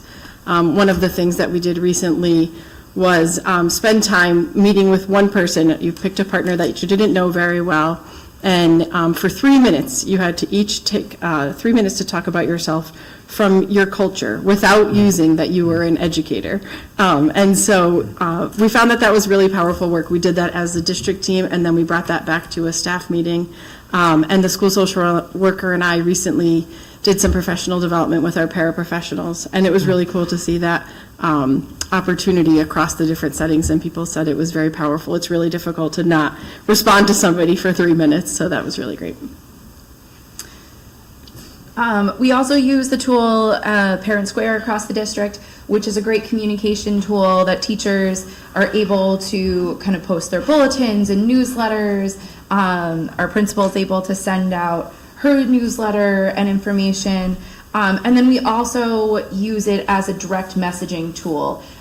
So I don't know if you guys are very familiar with the use of Parent Square, but in your feed, you're able to kind of go to that direct message, and it looks kind of like a text message thread, right? And so it's a little less formal. Parents seem to respond to it really well. In November at Highcrest, we had over 3,000 direct messages with families, which is really awesome. And then Parent Square also translates to, I believe it's over 20 different languages. And so the family is able to choose the language that they want to receive information in, and the app will automatically translate what we send to them. The next thing we also do here is you'll see a picture of a bunch of books, and those are our embedded SEL text, so embedded in our social emotional learning curriculum. Our teachers have time for read-alouds that relate to kind of that focus of the week. And the district has really taken this opportunity to be able to expand our library to include more diverse texts, including some fan favorites in our elementary school of Hair Love, The Day You Begin, All Are Welcome, and I Will Be Fierce.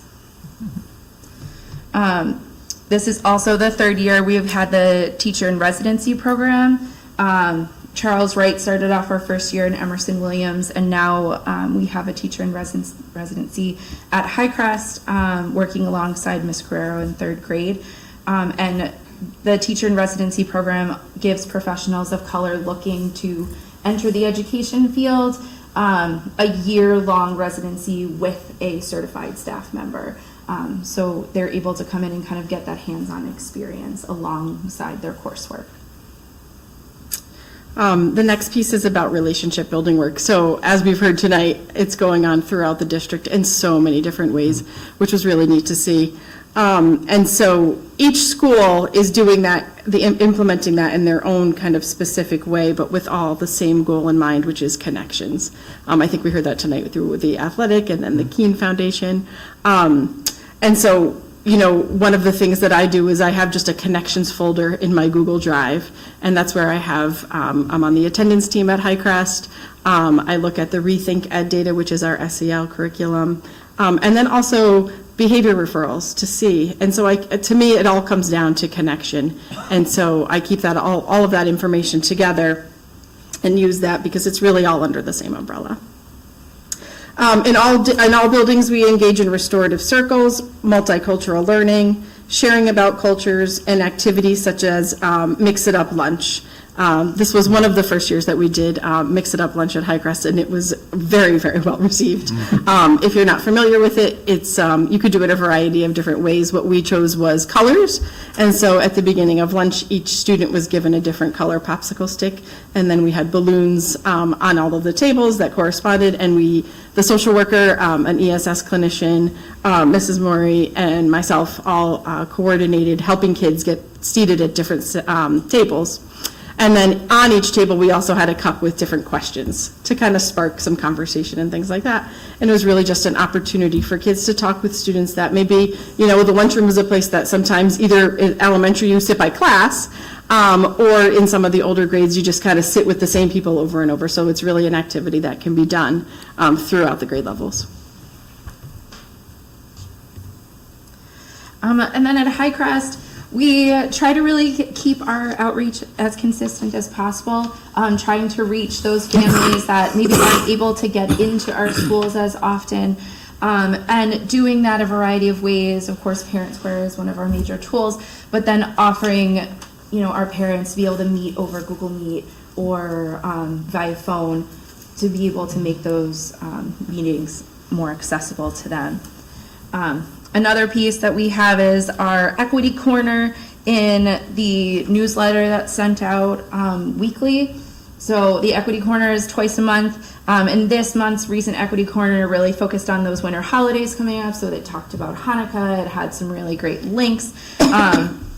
And every Equity Corner includes some either video links or information links that are very kid-friendly so that parents and families can kind of share that and use it as a talking point. Another component of our equity work is removing barriers for students so that they can access high-quality education and instruction. And one piece of that can be just through something as simple as clothing. So at Highcrest, we created something called the Care Closet that kids can go to and just grab kind of whatever they need whenever they need it. So it can be something as simple as, they only wore a t-shirt and, they need a coat for recess. Hats, mittens, things like that, even down to things like socks. So it was muddy at recess, their feet are, wet, they can go and get a pair of socks so that they can be engaged in their instruction. We also do the Holiday Helpers. That's also run by our social worker, Sarah Waltman. She gets in touch with families and they let us know if there are things that either staff or other, families in the community could help out with. So she sends out a list and people sign up to bring in things and help out with that. And then the last thing that we wanted to just touch on was a really special community event that we began last year, and that was International Night. I'm not sure if anybody's had the chance to go. I know, Mr. Emmett, you have. And we had an incredible turnout both last year and this year. And again, that's an opportunity for families. We sent them a flyer and they can sign up. They let us know what country they're going to share about, and the kids had an absolute blast. They create a poster board, and they can share really anything they like on it, favorite recipes, toys, games, there was trivia, all kinds of things. My family did one last year, and we had soccer. We had a soccer shootout, so the kids really enjoyed it. They are each given a passport when they come into the building, and then they can go around and get a stamp in each of their passports. And then the night concludes with everybody bringing in a favorite dish, and everybody gets to try all of the dishes, and there's some stage performances as well. So we had Irish dancing, we had some students singing Polish songs. It was really a great night, and highly recommend if you could come to it. I think that's all we have. Yeah. And we'll now turn it over to Lisa Ball from EW. All right, I'm going to be covering a little bit, I'll speak to you a little bit about our BIPOC affinity groups. So in addition to being one of the 2 English language teachers at Emerson Williams, I'm also a member of our district equity team, as well as our Emerson Williams equity team called Courageous Conversations. We feel very lucky that 2 newly retired teachers, Pam Jones and Doris Duggins, have been hired by our school district this school year to serve as consultants for our school district pertaining to district priority number 3, which is all about equity. Brand new this school year, at both Emerson Williams and Charles Wright, Pam Jones and Doris Duggins are facilitating parent BIPOC affinity groups at each of our schools. These affinity groups are for parents who identify as Black, Indigenous, or people of color. These parent BIPOC affinity groups are now meeting once a month in the evening at each of our 2 schools. At these meetings, these parents are discussing how their unique voices and perspectives can be more involved, both at our school level as well as the district level. Parents are serving as support for one another and having an opportunity to talk about their experiences and the experiences of their children, maybe how they may be a little different. Our goal is to have all of our BIPOC parents feel very comfortable and involved in our school community. We know that their voices, opinions, and perspectives will help to make our school a better place. Thank you. Thank you.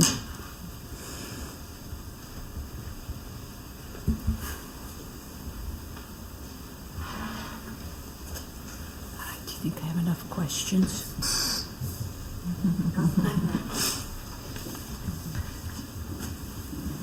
That concludes our presentation for this evening. Got it. If you have any questions, feel free to. Thank you. You know, interesting, I just said to Matt next to me, I said, look at all my questions, but I think I'm going to send them to Sally. There's a lot here, Sal. But they're only because I'm curious about things. And I'll give you an example of one. You said you were educating families in restorative practices. How's that being done? That's a question I have about Let Mr. restorative. Cohen take that one, since that one came from his school. Oh, thank you.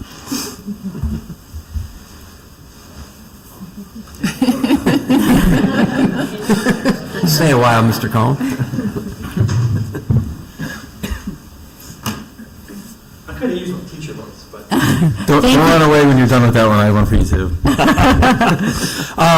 So there's different versions. Actually, I think Mr. Craig would be just as qualified. I know his school at Webb last year started bringing parents in and showing them what circles look like. I know at Hanmore we're planning to do that as well, even planning something like a restorative night to take some of our teachers who have become more adept at it, go over respect agreements with them, almost kind of like a workshop in different classrooms to give parents an opportunity to ask questions and actually live it and participate in it. So. To tell the parents about it, because of all the things that go on in our schools, this is the one I hear the most about, is restorative practices and how's it working, and I have heard the comment numerous times, how come the bullies are winning? That's what I hear. So I would just love to know that, first, that the parents are being told what this program is, and then secondly, how it actually works. Sure. So I would push back and say the bullies aren't winning. And I've seen great examples of that in my own practice with students, where we've done either bullying investigations that have resulted in restorative circles, or we've even prevented going down the road of having to do a full-blown investigation and drag families through that and students through that by coming together and circling up with kids. Within the last year or so, I had an example in 6th grade where there were text message, technology was a problem. I know that's really hard to believe, but technology was an issue, and there were some comments being made, and it escalated, and it got to a point where some nasty stuff got said. Came through my office, we were able to circle the kids up. There's a bigger process than I think what people are aware of, and I think that's the important piece to to let people know. There's still the investigative process, right? There's still, interviewing kids and talking to kids. How we do it might look a little bit different. The language we use might look a little bit different. It's a little bit less of an interrogation where we're shining the light on a kid. It's more of a getting to know what their version of things was. We go through our handy-dandy questions that, for example, what happened? What were you thinking at the time? What have you thought about since? Who's been impacted and how? What was the hardest thing for you? What has been the hardest thing for you? And what needs to happen to make this right?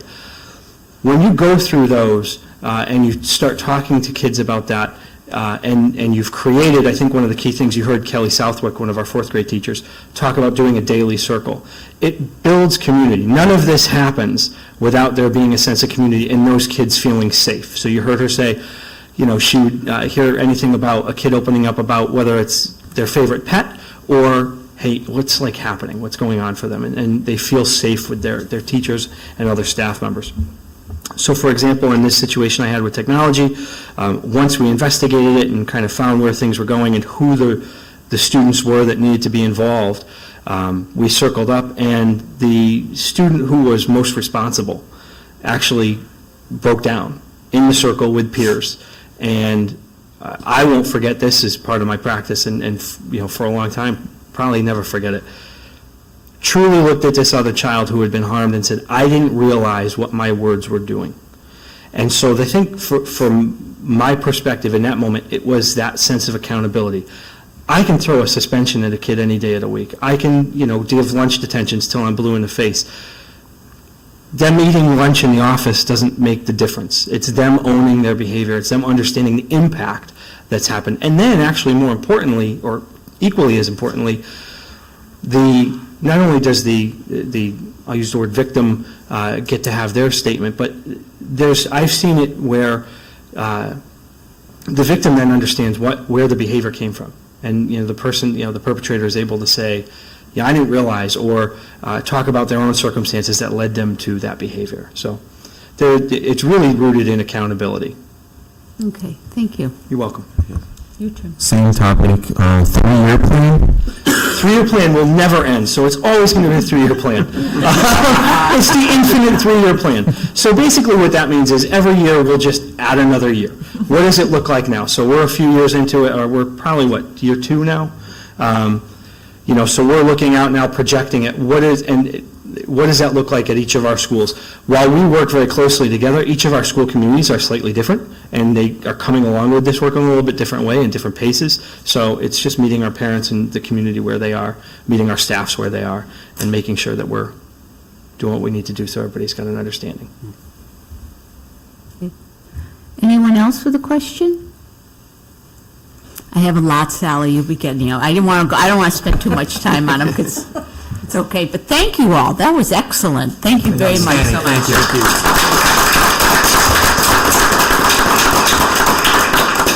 you. There is truly a lot going on in those schools, I thank you. All right. So the last part of this, we have our first reading of recommended policy updates. I'm going to hand it over to the Chair of Policies, Matt Lacavoli. Thank you, Bobby. I'll be brief in this section. I'll be a little bit more expansive under section 8, meetings held. So on December 4th, Policy and Planning Committee conducted a review of Shipman's recommended policy updates. Shipman is our Board of Ed law firm. Those adoptions and changes are now out of committee, and they are ready for a first reading by the entire board. Please take a look at them, and please direct any questions or concerns to myself so that they can be addressed prior to the Policy and Planning Committee meeting on January 8th, as well as the Board of Ed meeting on January 9th. I'll expand upon these in the next section. Okay, any questions for Matt on that? This is our first time going through this. You're all set? We can always check with Matt. Okay, so meetings held, and we'll need to hear about these. The Wethersfield Public School Elementary Ad Hoc Building Subcommittee. Michael already referred to it. It met, and it's a district, communication meeting where we're learning about different ideas for our buildings, our elementary school buildings, as we move forward. And I also heard from you, Michael, that we have a website with all this information on it. We do. It's up on our website, front page. Thank you. Very good. Planning, Policy and Planning Committee, Matt, again? Okay, more on this. So I first want to thank the committee members for their time on the Policy and Planning Committee meeting. 3 hours of analyzing complex texts after work, even though it's with your friends, it's never easy, so thank you. That committee met on Monday, December 4th. It was myself, Marjorie, Jim, Bobby, and Michael. We met for a discussion of what to present to you all, the board, for a first reading of recommended policy updates, which came from Shipman again. We had a rousing discussion of numerous policy updates. Most of their suggestions we chose to adopt. Some of them we struck, and some of them we tabled. In some cases, the adoptions were mundane and simple, where we merely accepted their language recommendations for definitions. In other cases, our discussion was lively and insightful, with thoughts and ideas thrown around before making a decision.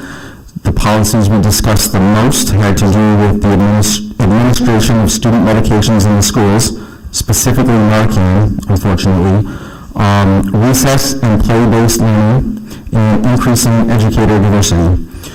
The policy we tabled had to do with suicide prevention and intervention. We all felt that section of our policy could be fleshed out a little, and we intend to work on it and discuss it more, probably at our next meeting, but if not, in a future one for sure.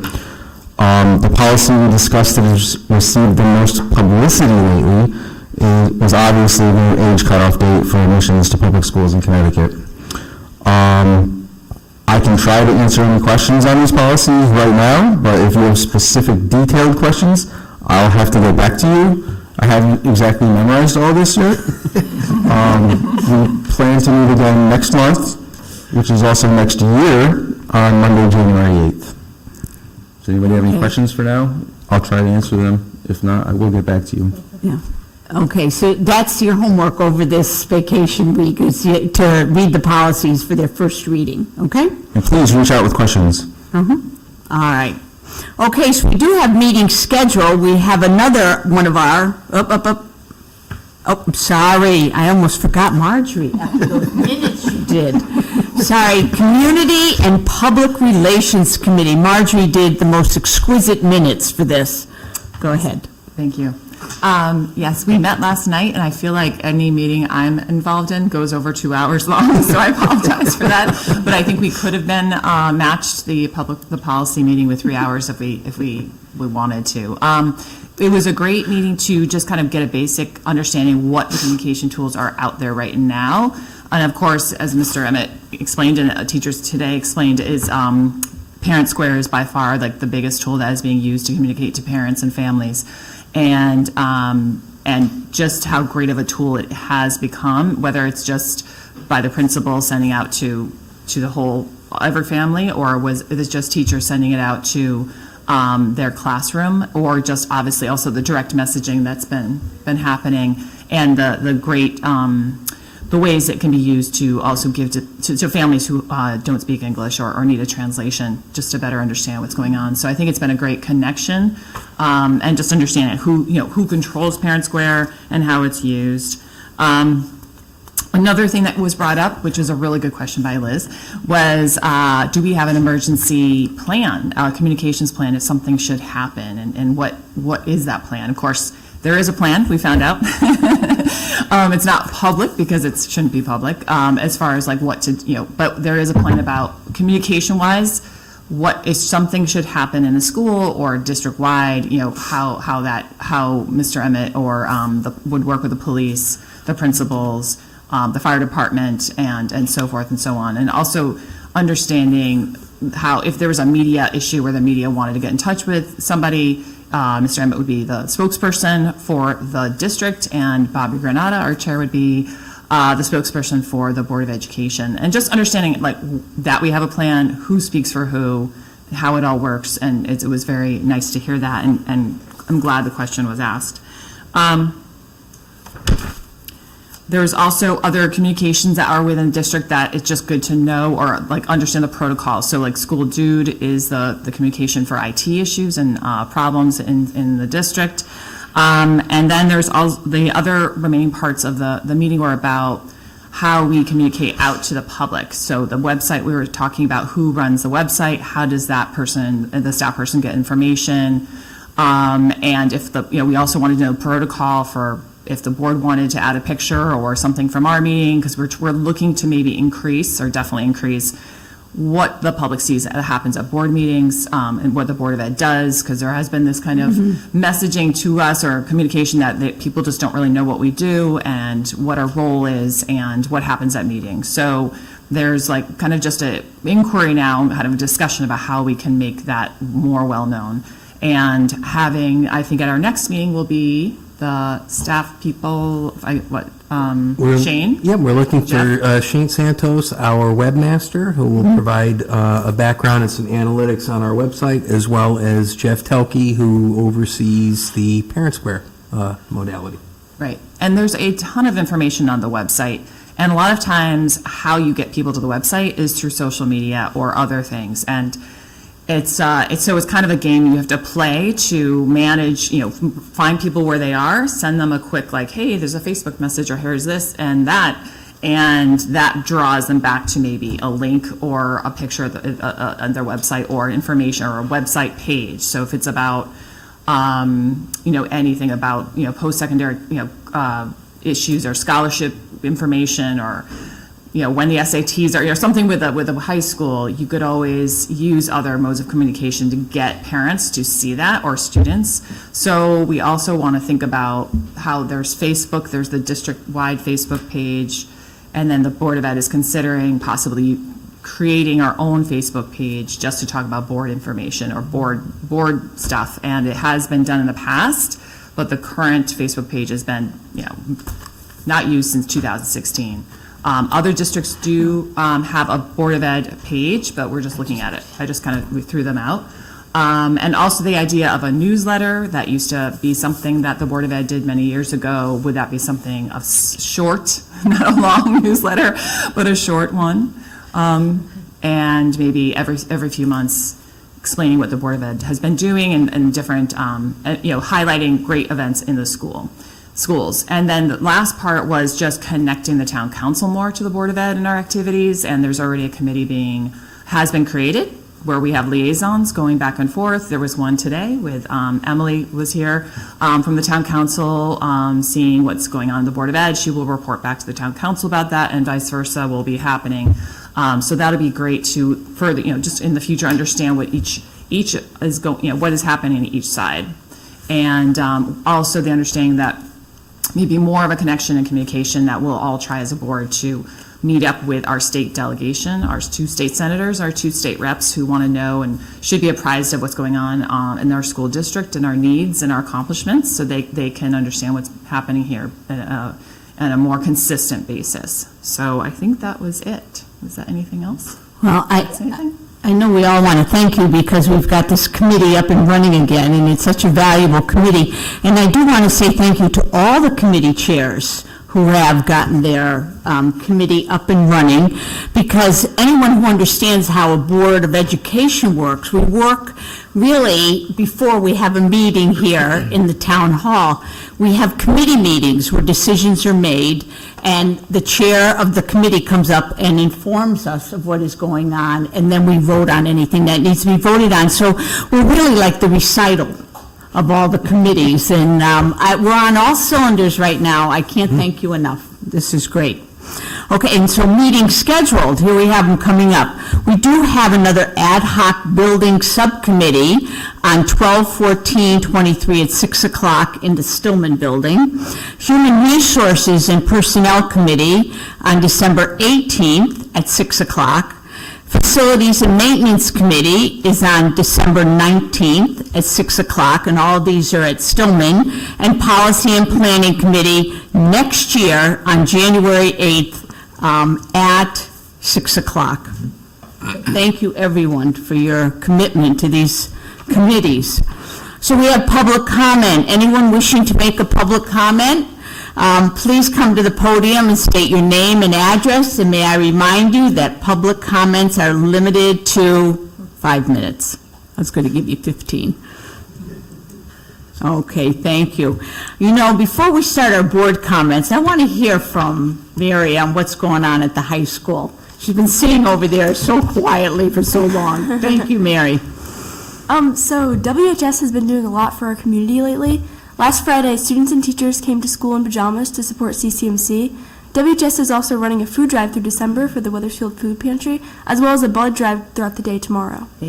And Interact Club is running a fundraiser for Asante Sana for education to support education in Tanzania. Auditions for the Mystery of Edwin Drood are also being held this week, as well as the second Winter Showcase concert this Thursday. Yesterday, art and Spanish classes got to take a field trip to New York City to visit the MoMA and see the exhibit Picasso and Fontainebleau. WHS has also changed its cell phone policy to mandate cell phone caddies during class time in order to limit these distractions during class. Also, winter sports are kicking off their seasons with some of their first games this week, and we're looking forward to Spirit Week next week leading up to winter break. Thank you. Any questions for Mary? Good one. What's a cell phone caddy? It's where all the kids in the class put their cell phones, kind of like a calculator caddy, but that's where they put their cell phones during class time. Has it been received well, or are people upset about this? Honestly, in my classes, I kind of like it because it's just like somewhere to put your phone, and like I don't use my cell phone during class anyway, so. Thank you, Mary. Thank you. I would even ask you to take a picture of one. I haven't seen one. Has anyone seen one? Yeah, you have? Yeah. I'd love to see one. Okay. Yes, I have as a teacher. It's a big debate whether you take the phones or not, just for safety, but I do know that if it's handled well, it does work for both the teacher and the student. Mm-hmm. Thank you. Good. Great. Okay, so are there any other board comments as we end? Christina? Hi, so I'll keep it very brief. I'm the esteemed PAC Vice President, but I'm also the reporting board member. So I really just want to share that the SDMS PAC has been making a lot of events to kind of connect the students, families, and into the community of the school. This past year, we already had the 7th and 8th grade dance, and teachers volunteered. They were paid to chaperone, but they came, and I think it made a big difference for the students. They loved it. They were high-fiving them, and I just appreciate the teachers doing that because it's another Friday night for them. So, that's it. Okay, thank you. Anyone else? Bobby, I'd like to share, or after Janice. Would you go ahead? I was just going to wish everybody happy holidays and a great vacation, and we'll get started again after the holidays. The Student Programming and Services Committee will meet 2 times in January, where there's a lot to cover. So I'm looking forward to all of that. Okay, Liz, you're on. So I wanted to share an update that each of the schools provided to the Board of Ed and some key things that really sparked my interest and that I thought were impressive. I just wanted to point out.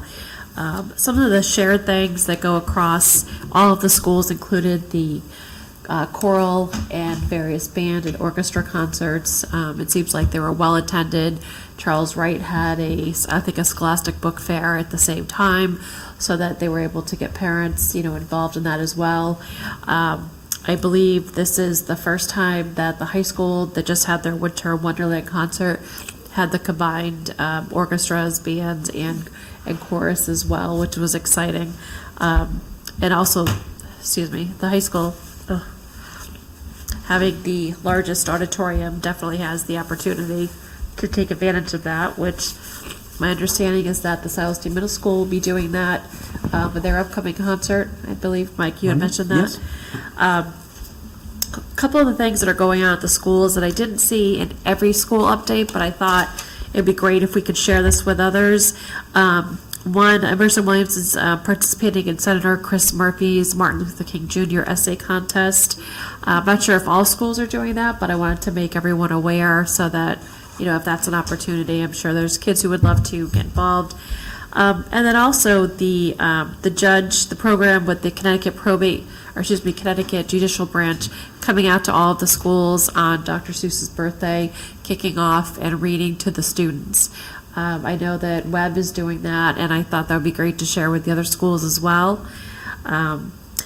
With Wethersfield High School, there's a lot of talk about the capstone, the mastery-based project, supporting both NEASC requirements and then also the recent vision of a graduate. One thing I thought that was excellent there, Siobhan, was is the ask for community members to get involved in assessing the projects that the kids are doing. I think that's fantastic. There will be training that is offered as well. And then also, just kind of coming back again to the Winter Spectacular. I apologize, it was the Winter Spectacular at the high school, first ever combination of everything, and I guess it included a sing-along as well. From an SDMS perspective, and this is consistent with all the schools, all the Spirit Days, flannel decades. I would have loved to have done that one. I think there was like a sparkle and but then also their Random Act of Kindness board in that program where they pick a team to be awarded based on the most numbers of acts of kindness reported, and as they are done, the student cannot talk to the teachers to get a sticker to put on the board, and then based on the number of stickers per class, a class will be chosen. I love that because it's a visual that kids can see, and they're constantly reminded of acts of kindness and reaching out. And then also their winter concert includes as well instrumental, the band, jazz band, orchestra, and chamber orchestra. And then the 19th, a day later, is the choral concert. Going down to our schools, I will start with Webb, as I am the I'm the Board of Ed liaison for the PTO, switching roles. Definitely doing some great Spirit Days as well. They seem to have 2 weeks of Spirit Days going on, so I can't wait to hear about that tomorrow night at their PTO meeting. But most notable is the honoring of Mr. Bill Potter for, I believe it's 65 years of school service. Is that accurate? I actually had Mr. Potter's wife as my second grade teacher at Emerson Williams. So, that was great to see that. And I believe he has 2 granddaughters who were also there at the commemoration, and that was great. From Charles Wright, they also participated in the CCMC Pajama Day. They raised $335 for CCMC. I've already mentioned their winter concert in concert with the Scholastic Book Fair, and then they're having their holiday shop on the 18th. At Highcrest, they hosted the Jingle Bell Run, and they asked each child to bring a gift to donate to Wethersfield Youth Services. Something that they're doing now with their current unit is a mystery genre focus where as the kids are going through the program, they're looking at establishing different levels of predictability, looking for suspects or motives, and basically trying to figure out the mystery before the mystery is unveiled. And then also summarizing and then being able to retell what the stories are.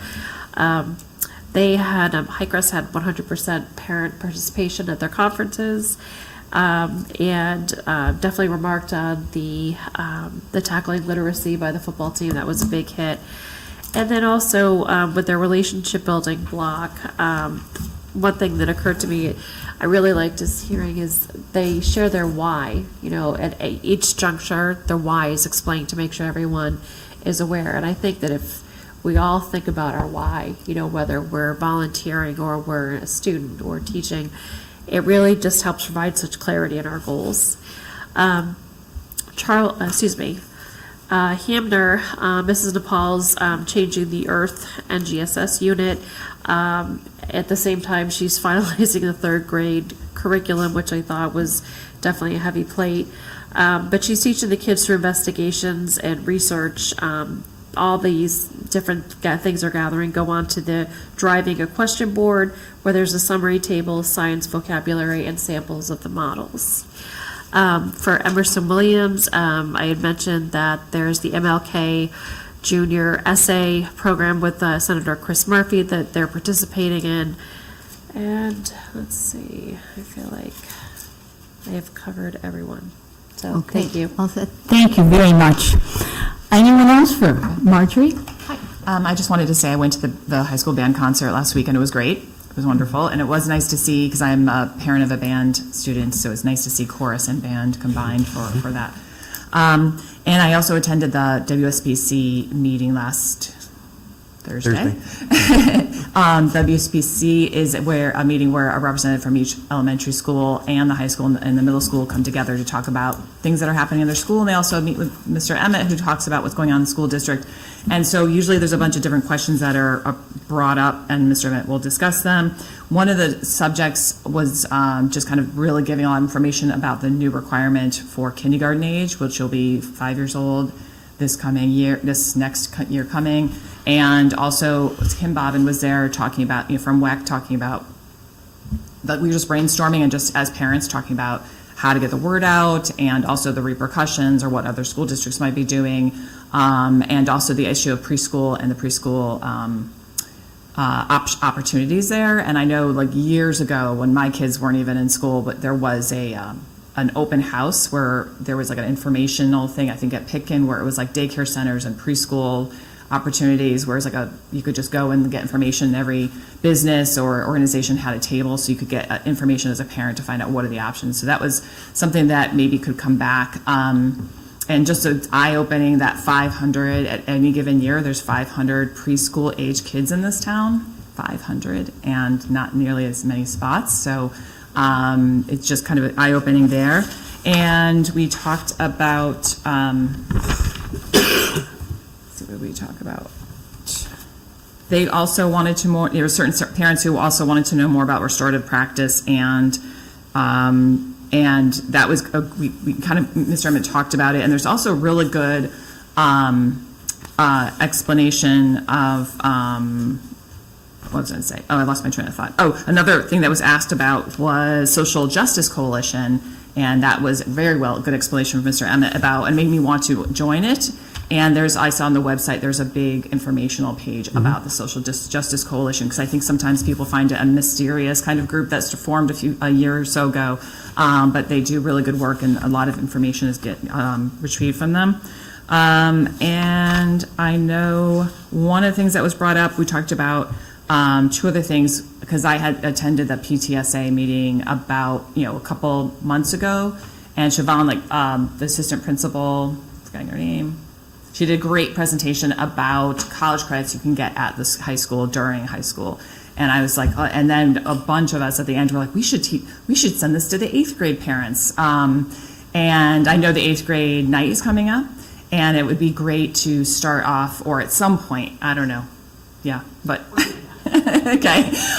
Because I think now that it's been kind of a change since my daughter was in high school compared to my son is, and more AP credit and EC/UConn credit is offered to even sophomores, when it was usually mostly upperclassmen. So having that plan, or having parents know, I mean, kids might know, kids might be told, a freshman might be told, but it is important for parents to know as well, so they can maybe pursue a plan of action as far as what classes they could take as they go through the 4 years, and save a bundle of money possibly if they can get all that college credit before they graduate. So we talked about that in the class at the meeting. And one other thing was a couple parents were talking about communication, and they said, hey, can the Board of Ed do a coffee hour, or members of Board of Ed do a coffee hour once a month or something, where you could meet up maybe with a couple Board of Ed members, because we talked about people coming to the meeting, but it's so formal here where, they can speak here and speak to us, but we don't have a two-way conversation with them, and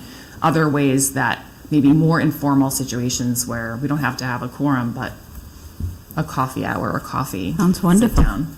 But I think the town council used to have. I'll tell you, 2 or 3 years ago, we tried community conversations with, just the Dems did it. I don't know about the Republicans, but we held 3 or 4 and we canceled them because one person showed up. Yeah. Board of Ed might draw more people. It's hard. Another idea is to go to crowds. In other words, if there's a group meeting, then we go to the group, and that's an idea we're going to pursue. Yes. Yeah. Okay, thank you. Jim? Sure, I got a couple things. I also attended the concert, and it was a great experience. That was last Tuesday. Wednesday was the SEPTO meeting, and Jennifer Bundy from DDS kind of presented to the group, and basically it was about how to get benefits after graduation. I guess actually while you're in the high school, and of course John was at that meeting. Yesterday was the EW shopping afternoon for Christmas gifts, so Carolyn went to that. And other than that, happy holidays to everyone. Thank you. Okay, I'm going to hear. Anybody else? Well, then I'll start wrapping it up here with, as this year draws to a close, it's kind of surprising it happened so fast. Our Board of Ed is having its last meeting right now for this year, but I'd like to thank everybody in Wethersfield for giving us the opportunity to be the board members. And as Gandhi said, not only are we board members, we're to be the change you wish to see in this world. And our board will be focusing on having a 21st century school system with a 21st century curriculum and 21st century buildings. So I wish everyone cheers to a new year as we learn from yesterday, live for today, and hope for tomorrow. So happy and healthy New Year, everyone. Thank you. And with that, is there any unfinished business? So we can go into the new year fresh. And may I have a motion to adjourn this meeting? So Nobody wants to? I'm not saying it. So moved. A second? Second. Oh, we're so polite. You get a second? Okay. So, all in favor? Aye. Any abstentions? Any oppositions? No. Thank you. And Happy New Year, everyone, and good night from the board. Thank you.